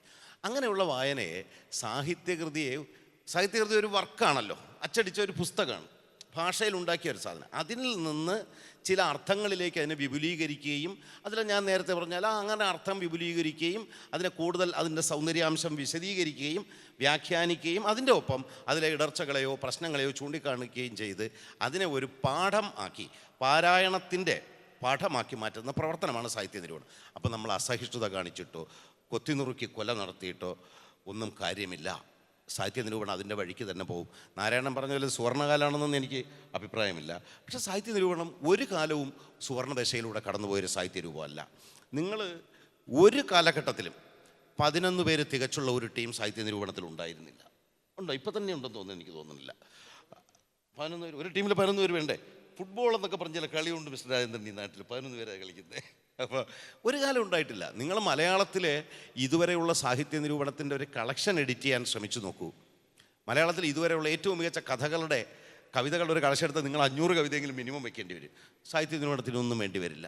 കാരണം സാഹിത്യ നിരൂപണം ആവശ്യപ്പെടുന്നത് കേവല ഭാവന മാത്രമല്ല, ജീവിതാനുഭവങ്ങൾ മാത്രമല്ല, വിവിധ വിജ്ഞാനങ്ങളിലുള്ള അറിവ്, ഭാഷയിലുള്ള അസാധാരണ ശേഷി, പിന്നെ സങ്കീർണമായ അപഗ്രഥന ശേഷി, താർക്കികമായ യുക്തി, ഇങ്ങനെ മറ്റനേകം സർഗാത്മക സാഹിത്യം എഴുതുന്ന എഴുത്തുകാർക്ക് വേണ്ടതില്ലാത്ത, അവർക്കത് ഉണ്ടെങ്കിലും തകരാറൊന്നുമില്ല, കൂടുതൽ നന്നാവുകയുള്ളൂ, ഇതൊന്നും ആവശ്യമില്ലാത്ത അനേകം വിജ്ഞാനങ്ങളുമായുള്ള ബന്ധമുള്ള ഒരുതരം പോളിമാത്തുകൾ ചെയ്യുന്ന ഒരു പ്രവർത്തനമാണ്. പ്രത്യേകിച്ചും അതിലെ ഭാഷാജ്ഞാനം വളരെ സുപ്രധാനമാണ്. തത്വചിന്തയെക്കുറിച്ചുള്ള ധാരണ, ഭാഷാശാസ്ത്രത്തെക്കുറിച്ച്, വ്യാകരണത്തെക്കുറിച്ച്, അർത്ഥത്തെക്കുറിച്ച് ഒക്കെയുള്ള അനേകം ധാരണകളിലൂടെ രൂപപ്പെട്ടു വരുന്ന വളരെ ശാസ്ത്രീയവും വിശേഷ സ്വഭാവവുമുള്ള ഒരു വായനയാണ്.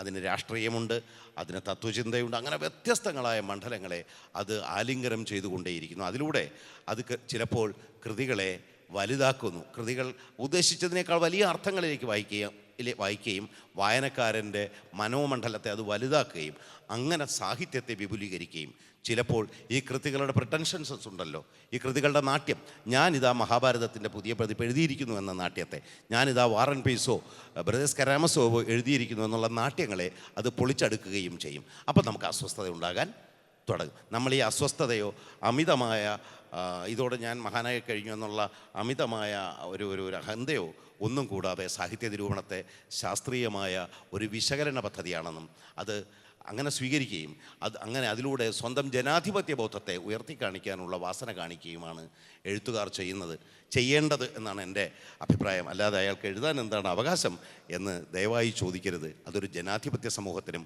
രാഷ്ട്രീയ ഭാവനയ്ക്കും തീരെ ചേർന്നതല്ല.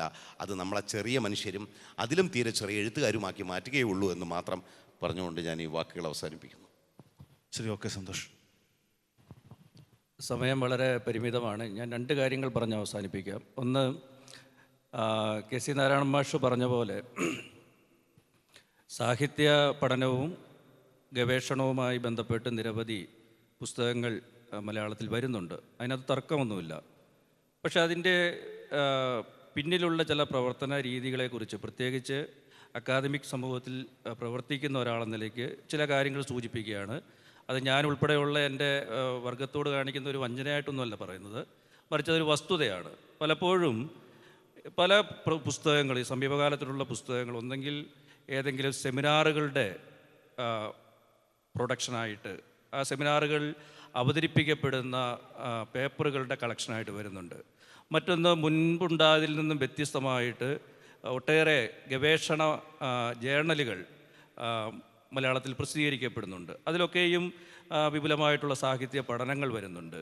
മറ്റൊന്ന്, ഈ പറഞ്ഞ നിരൂപകരായിട്ടുള്ള പല ആളുകളും പ്രത്യേകിച്ച് അധ്യാപക മേഖലയിൽ നിൽക്കുന്നതുകൊണ്ട് തന്നെ അവരുടെ ചില പ്രൊഫഷണലായിട്ടുള്ള താല്പര്യങ്ങൾ ഇത്തരം പുസ്തകങ്ങളുടെ പിന്നിൽ പ്രവർത്തിക്കുന്നുണ്ട് എന്ന് വ്യക്തിപരമായിട്ട് എനിക്കറിയാം. ഇവിടെ ഇരിക്കുന്ന പല ആളുകളും എൻ്റെ സുഹൃത്തുക്കളായിട്ടുള്ള ആളുകൾ തന്നെയുണ്ട്, അവർക്കും അറിയാവുന്ന കാര്യമാണ്. അപ്പോൾ ഈ പുസ്തകങ്ങളുടെ എണ്ണത്തിലും അതിൻ്റെ എഴുത്തുകാരുടെ ബാഹുല്യവുമൊക്കെ വളരെയേറെ വർദ്ധിച്ചിട്ടുണ്ടെങ്കിലും ഒരു കൃതിയെ കൃത്യമായ ഒരു വിമർശന ബുദ്ധിയോടുകൂടി, നിരൂപണ ബുദ്ധിയോടുകൂടി പഠിക്കുന്നതിനപ്പുറമായിട്ട് മറ്റ് ചില താല്പര്യങ്ങൾ കൂടി ഇത്തരം പുസ്തകങ്ങളുടെ പിന്നിൽ പ്രവർത്തിക്കുന്നുണ്ട് എന്നാണ് ഞാൻ മനസ്സിലാക്കുന്നത്. ഇപ്പം സമീപകാലത്തായിട്ടുള്ള ഒരു രീതി മുൻപുണ്ടായിരുന്നു, പക്ഷേ ഇപ്പോൾ അത് വളരെ സജീവമാണ്. ഏതെങ്കിലും ഒരു എഴുത്തുകാരനെ കേന്ദ്രീകരിച്ചുകൊണ്ട് ഒരു പഠനഗ്രന്ഥം പുറത്തിറക്കുക. ഇപ്പം കുറേയേറെ പുസ്തകങ്ങൾ ഞാനങ്ങനെ എൻ്റെ ശ്രദ്ധയിൽപ്പെട്ടിട്ടുണ്ട്. ഇപ്പം ബെന്യാമിനെക്കുറിച്ചുണ്ട്, ടി പത്മനാഭനെക്കുറിച്ച് വന്നിട്ടുണ്ട്, ആനന്ദിനെക്കുറിച്ച് വന്നിട്ടുണ്ട്. ഇത്തരം പഠന ഗ്രന്ഥങ്ങൾ, ഉണ്ണിയാറിനെക്കുറിച്ച് പറയുമ്പോൾ എൻ്റെ സുഹൃത്ത് തന്നെ എഡിറ്റ് ചെയ്തൊരു പുസ്തകത്തിൽ എന്നോടൊരു പഠനം ആവശ്യപ്പെട്ടു. ആ പഠനങ്ങൾ മുഴുവൻ വായിക്കുമ്പോൾ ഉണ്ണിയാറിൻ്റെ കഥകളെ വിമർശനപരമായി സമീപിക്കുന്ന ഒരു ലേഖനം പോലും എൻ്റെ ശ്രദ്ധയിൽപ്പെട്ടിട്ടില്ല. ആ വിമർശനപരമായിട്ട് ഞാൻ എന്നെ പുകഴ്ത്തി പറയുമല്ല, ഞാൻ മാത്രമാണ് ഉണ്ണിയാറിൻ്റെ ചില കഥകൾ, പ്രത്യേകിച്ച് മണ്ണിര പോലുള്ള, അതുപോലെ മലയാളി മെമ്മോറിയൽ പോലുള്ള കഥകളെ വിമർശനാത്മകമായിട്ട് പരിശോധിച്ചുകൊണ്ടൊരു ലേഖനം എഴുതിയിട്ടുള്ളത്. ബാക്കി എല്ലാ ലേഖനങ്ങളും ഉണ്ണിയാറിൻ്റെ കഥകൾ ഏറ്റവും വിശ്വോത്തരമാണ്. ഞാൻ അദ്ദേഹത്തിൻ്റെ കഥകളെക്കുറിച്ച് വിമർശിക്കുകയല്ല. പക്ഷേ നമ്മുടെ നിരൂപണ പദ്ധതി ഇത്തരം ചില പുകഴ്ത്തലുകളിലേക്ക് മാത്രം ചുരുങ്ങുന്നു എന്നുള്ള വലിയൊരു യാഥാർത്ഥ്യം നിലനിൽക്കുന്നുണ്ട്. അപ്പോൾ ആ പുസ്തകം എഡിറ്റ് ചെയ്ത ആൾ തന്നെ അതിൻ്റെ അവസാനം ഉണ്ണിയാറുമായിട്ടൊരു അഭിമുഖ സംഭാഷണം നടത്തുന്നുണ്ട്. അപ്പോൾ എൻ്റെ ലേഖനത്തെ പരാമർശിച്ചുകൊണ്ട് അതിനെക്കുറിച്ച് കണ്ടു. അപ്പോൾ അദ്ദേഹം പറയുന്നുണ്ട്, ഞാനത് വായിച്ചിട്ടില്ല എന്ന് പറയുന്നുണ്ട്. ശരിയായിരിക്കാം, വായിക്കാൻ സാധ്യതയില്ല. പക്ഷേ അത് മാധ്യമം പോലുള്ളൊരു വീക്കിലിയിൽ ആദ്യം അച്ചടിക്ക് വരികയും പിന്നീടാണ് ആ പുസ്തകത്തിൽ ചേർക്കുകയും ചെയ്തത്. അപ്പോൾ ഞാൻ പറഞ്ഞത്, ഈ പറഞ്ഞ വ്യക്തികളെ കുറിച്ച് പഠിക്കുമ്പോഴും ആ വ്യക്തികളുടെ കൃതികളിലെ ആന്തരികമായ വൈരുദ്ധ്യങ്ങളും സംഘർഷങ്ങളും അതിൻ്റേതായിട്ടുള്ള സൗന്ദര്യാത്മകമോ രൂപപരമായിട്ടുള്ള പരാജയങ്ങളും ഒന്നും ചൂണ്ടിക്കാണിക്കാതെ, മറിച്ച് ഒരു വ്യക്തിയെ എടുത്തുയർത്തി എഴുത്തിൻ്റെ ഏറ്റവും നെറുകയിൽ വയ്ക്കുന്ന തരത്തിലേക്ക് നമ്മുടെ പുതിയ കാലത്തെ നിരൂപണ പദ്ധതി ഏറെക്കുറെ മാറിയിട്ടുണ്ട് എന്നുള്ളൊരു വിമർശനം കൂടി എനിക്കുണ്ട്. മറ്റൊന്ന്, ഈ പറഞ്ഞ പോലെ UGC സെമിനാറുകൾ, അതുപോലെ തന്നെ ചില വ്യക്തികൾ കൂട്ടം ചേർന്നുകൊണ്ട്, പ്രത്യേകിച്ച് കേരളത്തിലെ പല കോളേജുകളിലുള്ള സുഹൃത്തുക്കൾ, എൻ്റെ സുഹൃത്തുക്കളൊക്കെ തന്നെയാണ്, അവരൊക്കെ ചേർന്നുകൊണ്ട് ഒരു പുസ്തകം എഡിറ്റ് ചെയ്തേക്കാം. ഇങ്ങനെ എഡിറ്റ് ചെയ്യപ്പെടുന്ന നിരവധി സാഹിത്യ പഠന ഗ്രന്ഥങ്ങൾ നമുക്ക് മാർക്കറ്റിൽ ലഭ്യമാണ്.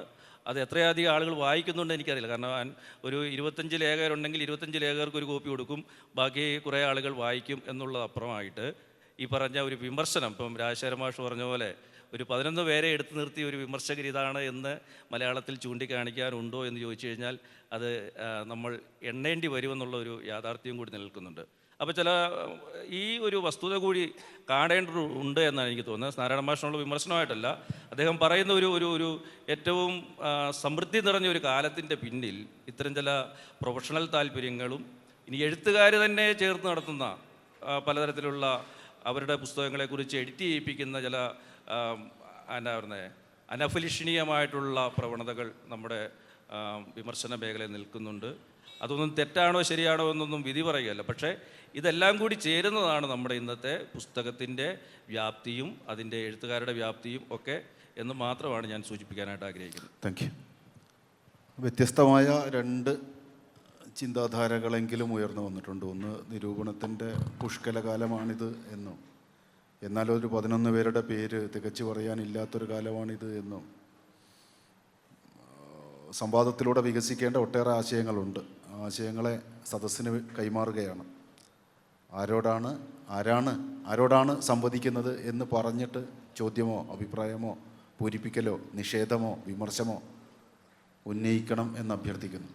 സമയബന്ധിതമായി ചർച്ചകൾ അവസാനിപ്പിക്കേണ്ടതിനാൽ ചുരുങ്ങിയ വാക്കുകൾ ചോദ്യങ്ങൾ അവതരിപ്പിക്കണമെന്ന് സ്നേഹത്തോടെ ഓർമ്മിപ്പിക്കട്ടെ. സുഹൃത്തുക്കളെ, ഇപ്പം 4 ആൾ ഇരിക്കണതിൽ ഒരു സ്ത്രീയാണല്ലോ ഇരിക്കുന്നത്.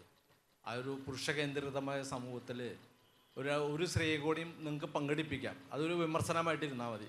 ചോദ്യം ഞാൻ ടീച്ചറോട് തന്നെ ആയിക്കോട്ടെ. ഉഷ ടീച്ചർ, ഈ സത്യാനന്തര കാലത്ത് വിദ്വേഷം പറയുന്ന ഈ മുസ്ലിം ക്യാരക്ടറായിട്ട് നമുക്ക് ഇവിടെ നോവലോ സിനിമയോ അവതരിപ്പിച്ച് കഴിഞ്ഞാൽ ഇന്ത്യൻ ഭരണകൂടവും എന്ത് ചെയ്യും എന്നുള്ളത് ഒരു ചോദ്യമാണ് എൻ്റെ. ഇപ്പോൾ അടുത്ത കാലത്ത് ഗുജറാത്ത് കലാപമായിട്ട് ബന്ധപ്പെട്ട എംബ്രാൻ എന്ന് പറഞ്ഞ സിനിമ അത് അതിൻ്റെ ഫാസിസത്തിൻ്റെ ആ ഇത് എല്ലാം ഡിലേറ്റ് ചെയ്തിട്ട് മൂട്ട് ചെയ്തിട്ടാണ് ആ സിനിമ പ്രദർശിപ്പിച്ചത് എന്ന് പറഞ്ഞ മാതിരി മലയാളത്തിൽ അല്ലെങ്കിൽ ഇപ്പോൾ ഇന്ത്യൻ നോവലുകൾ ഒരു മുസ്ലിം കഥാപാത്രം ഔറംഗസേബോ അല്ലെങ്കിൽ അക്ബറോ എനിബഡി അങ്ങനത്തെ ഒരു കഥാപാത്രമായിട്ട് ചെയ്തു കഴിഞ്ഞാൽ ഇന്ത്യ ഭരണകൂടം എങ്ങനെയാണ് പ്രതികരിക്കുക എന്നുള്ള ഒരു ചോദ്യമാണ്.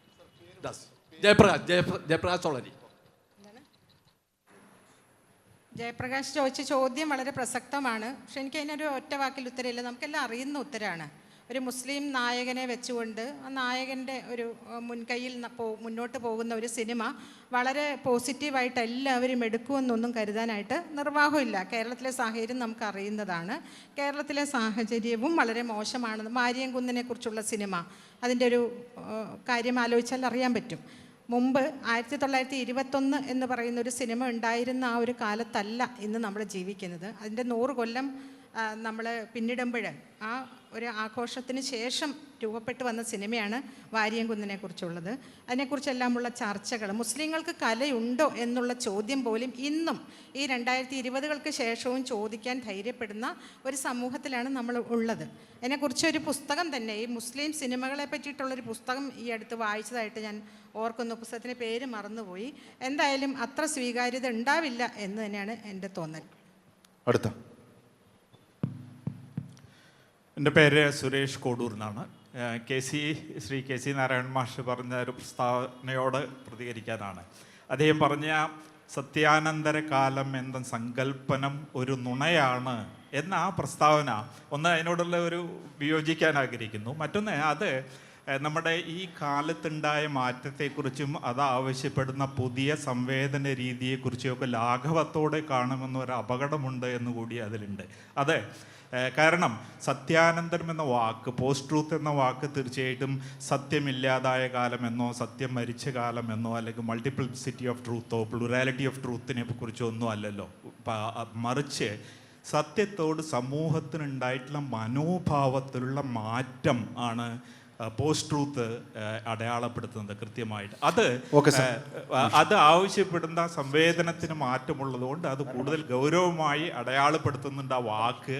അതിനെ ആ അർത്ഥത്തിൽ തന്നെയല്ലേ വിലയിരുത്തേണ്ടത് എന്നാണ് ചോദ്യം. അതെ, ഇങ്ങനൊരു സങ്കല്പം മുന്നോട്ട് വയ്ക്കുമ്പോൾ ഉണ്ടാവുന്ന അപകടത്തിനെ പറ്റിയാണ് ഞാൻ പറഞ്ഞത്. അതിൻ്റെ അർത്ഥം അതിൻ്റെ മുമ്പ്, അനന്തരത്തിൻ്റെ മുമ്പ് പൂർവമായിട്ടുള്ള കാലത്ത് ഇത് മാതൃകാപരമായ രീതിയിലാണ് ഈ സമൂഹം എടുത്തിരുന്നത് എന്നൊരർത്ഥം അത് സ്വയമേവ ഉൽപ്പാദിപ്പിക്കുന്നുണ്ട്.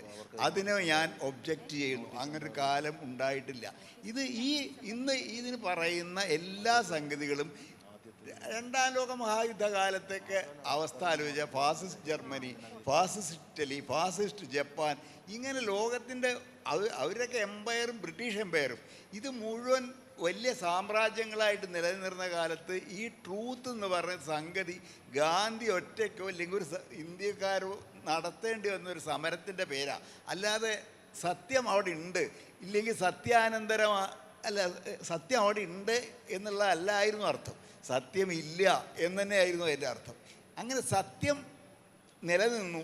ഇപ്പം അതിൻ്റെ അനന്തരമായി എന്നുള്ള അർത്ഥം ഈ വാക്ക് അറിയാതെയോ സ്വയം അറിയാതെയോ അത് ഉൽപ്പാദിപ്പിക്കുന്നുണ്ട്. ഞാൻ അതിനോട് വിയോജിക്കുന്നു ആ ഒരു കാരണം കൊണ്ട് എന്നാണ് ഞാൻ പറഞ്ഞത്. ഇനി 2 മിനിറ്റ്. എല്ലാവരോടുമായിട്ട് ഒരു പൊതുവായിട്ടുള്ളൊരു അഭിപ്രായം പോലെയാണ് പറയുന്നത്. ആസ്വാദനമായിട്ട് പല വിമർശന ലേഖനങ്ങളും എഴുതും. ഇപ്പോൾ സുഭാഷ് ചന്ദ്രൻ്റെ 2 പുസ്തകത്തെക്കുറിച്ചും ഞാൻ എഴുതിയത്, അതിൽ ആസ്വാദനവും ഒരു വിമർശനമല്ലേ, ആളെ സുഖിപ്പിക്കാനൊന്നുമല്ല, അതിൽ നമ്മൾ മുത്തുകൾ കണ്ടെത്തി എഴുതുന്നത്. അപ്പോൾ പലതും അങ്ങനെയുമായി മാറിക്കൂടെ എന്നുള്ളൊരു ചോദ്യം. രണ്ടാമത് പിന്നെ കുറേ പുസ്തകങ്ങൾ ഇറങ്ങുന്നത് മലയാളത്തിൽ ചിലരൊക്കെ ഗവേഷണം ചെയ്യുന്ന പ്രബന്ധം എടുത്ത് പുസ്തകമാക്കുന്നതാണ്. അപ്പോൾ അത് ഓരോരുത്തരെ കുറിച്ച്, ഇപ്പോൾ ബെന്യാമിനെ കുറിച്ച് ഒരു പഠനം നടത്തിയ ഗവേഷണ ഗ്രന്ഥമായിരിക്കാം പുസ്തകമായിട്ട് ഇറങ്ങുന്നത്. അങ്ങനെയും ആകാം എന്ന് ഒരു ചിന്തയും കൂടി പങ്കുവയ്ക്കുകയാണ്.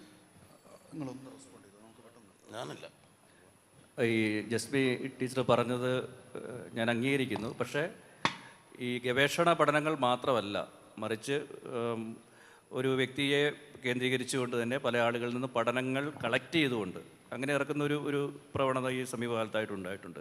അത് വ്യക്തിപരമായിട്ട് അറിയാവുന്നതുകൊണ്ടാണ്. അത് ഏതെങ്കിലും ഒരു ആളെ ചൂണ്ടിക്കാണിക്കുന്ന ഞാൻ ആഗ്രഹിക്കുന്നില്ല. ഓക്കെ, ഇപ്പോൾ 3:30 നമുക്ക് അനുവദിച്ച സമയം കൃത്യമായി വിനിയോഗിച്ച് ചർച്ച ബാക്കിയാണ്. അത് നമ്മൾ തുടരും. എല്ലാവർക്കും ഒരിക്കൽ കൂടി നന്ദി. ചർച്ചകൾ, അഭിപ്രായങ്ങൾ തുടർന്നുകൊണ്ടേയിരിക്കട്ടെ. കാതലായ നിരൂപണമില്ലാതെ ഒരു സാഹിത്യ ശാഖയും വളർന്നു വികസിച്ച ചരിത്രമില്ല. സത്യാനന്തര കാലത്തെ നിരൂപക ദൃഷ്ടി എന്ന ഈ പാനൽ ചർച്ചയിൽ പങ്കെടുത്ത Shri Rajendran Edathumkara, Shri KC Narayanan, Shri PK Rajasekharan, Shri G Ushakumari, Shri OK Santhosh എന്നിവർക്കുള്ള സർവ്വദേശീയ സാഹിത്യോത്സവത്തിൻ്റെ നന്ദി അറിയിച്ചുകൊള്ളുന്നു.